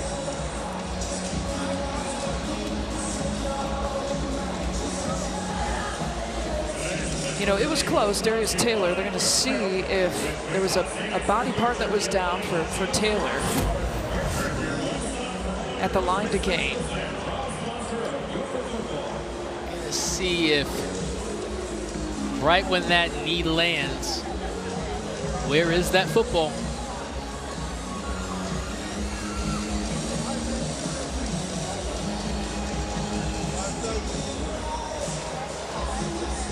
Diving forward, doing everything he can to fight. You see, he's got to get to the 35. And with that ball in the left hand and it being the right shoulder lurching forward, that's what the officials are looking at. Yeah, the hand is fine. It's the knee. It's the body part that would be a problem. Right. Where is that ball in the left hand when that knee hits? Looking at our replay center in Rosemont, Illinois. Beautiful facility, brand new, state-of-the-art new replay center. And we kind of tapped into Mike Pereira over in Los Angeles, who took a peek at our play, and he agrees that he's going to be short. After reviewing the play, the runner's knee was down with the ball short of the 35-yard line. Therefore, it will be 4th down with a ½ yard to go.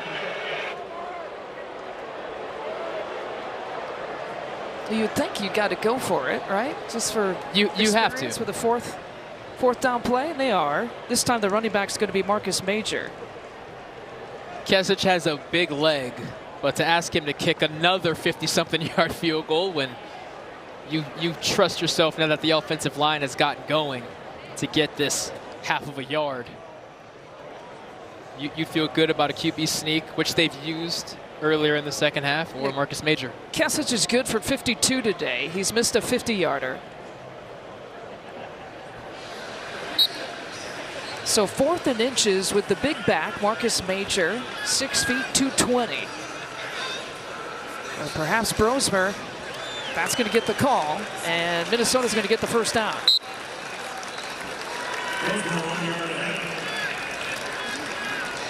Having a 6'6", 320-pound center in Greg Johnson. I just laugh every time you get the triples. Say, hey, snap me the ball and then just fall forward. If I fall on top of you, we're going to get a yard every single time. You know, Nathan Bowe had to be replaced from last year. Greg Johnson, a center this year, made his college debut in week 1 against North Carolina. But yeah, you're looking at, you know, 6'6" and taller with this offensive line. Over 300 pounds for all 5 of them, all 5 of the starters. Major with a little shake and bake. A pickup of 4. Brings up 2nd down. Chad Brown with the tackle. Brown with now 5 tackles on the day here for Nevada. We asked PJ Fleck his thoughts about his quarterback running this offense. He uses the terms, I had said it earlier, surgical, intentional, made quick decisions. He emphasized that Max Brosmer running this offense, being the leader for this offense, is exactly what Minnesota needed. And it goes hand in hand because Minnesota right now, the situation that they're in, is exactly what Max Brosmer needed. Mangum gets his first carry. You're absolutely right. You want to see day 1. Hey, it may have been at the FCS level, but prove that you have played 4 years of football and spent 5 years in college football. And he said he wasted no time spring ball. He was in full command of that offense, always asking for more. Well, PJ Fleck said, look, you know, most importantly, he hasn't shied away from the responsibility, right, of what being this quarterback is for us. From day 1, we needed him to lead the team, but we needed him to thrive in that role, and he hasn't shied away from any of those responsibilities. Brosmer was always a guy, he said, I was always, 10 pounds too light, threw the ball 5 yards too short, inches too short. Look at this. Another first down here for Minnesota. That time it's Jordan Nubin. We saw Nubin in the first quarter. Now we see him getting some time here in the fourth. Great run here by Nubin. Part in the Red Sea and not able to make that safety miss, but able to fall forward. And Jordan Nubin was just thrown into the fire a year ago. Running back 5 on the depth chart, but so many injuries took place. It's, hey, can you just put duct tape on this ship and keep it from sinking? And he did way more than that.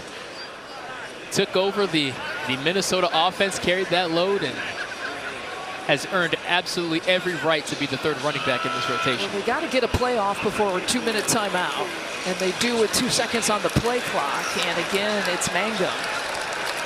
It'll be spotted just short of the first down, but that'll bring us to our 2-minute timeout. This is the 2-minute timeout for the second half. Timeout on the field. The ball on Nevada's 12 and Minnesota driving when we come back. Dave Revsine in our Chicago studios. Get you back out for the conclusion of your game in just a moment. Want to remind you, as soon as it's over, the State Farm postgame. Ashley Adamson, Marcel Reese join me. We'll take you through what has been a busy day here in the Big Ten. Plus, we will get you ready for a couple more games coming up next year on the Big Ten Network. Nebraska trying to stay perfect in the national rankings this week. They will host Northern Iowa. Northwestern battling Eastern Illinois. We'll see you after the game.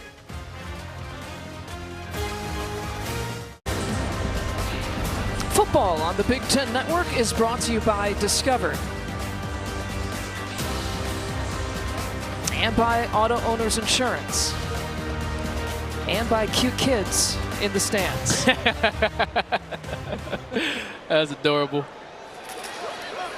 We've got a new running back, C.A. Bangora, transfer out of Ohio, and a new quarterback, Drake Lindsay, a freshman quarterback who got some time last week. They refer to him as, and I quote, the future. Max Brosmer, of course, in his final year of eligibility. And they are very excited for the 6'5", 230-pound freshman to take over when his number's called. Say that again.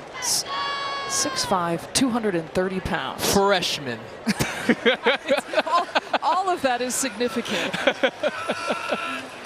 Gatorade Player of the Year in Arkansas. Under center, flag comes out. Nevada is saying false start on Minnesota.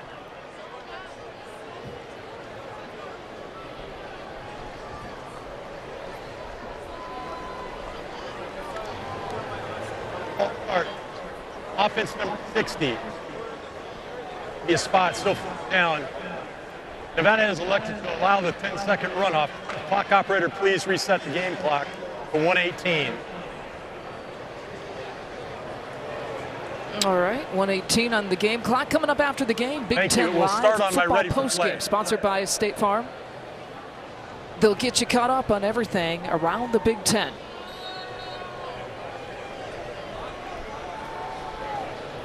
Always a bummer to see a 2 or a 3 get in some action and some game time, and unfortunately have a mental error like that. Mangum stopped at the 15, trying to push his way, still getting some extra yardage. Whitty the first to get to him. Well, Nevada will drop to 1-3 on the season.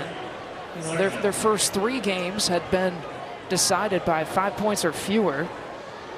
They had played in close games up until this point, and Minnesota going to get its 5th shutout under P.J. Fleck. You were on that. Hey, the shutout still exists. I'm a defensive guy, Lisa. What do you want from me? If a shutout is possible, a shutout it must be.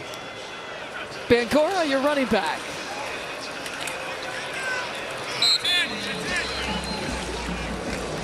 Well, back-to-back shutouts for this defense.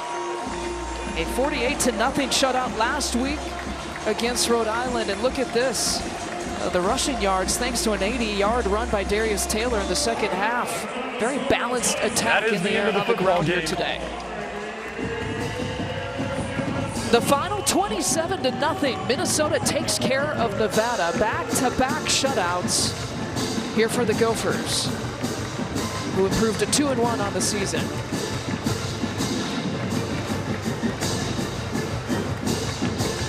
We got a fun one next week under the lights.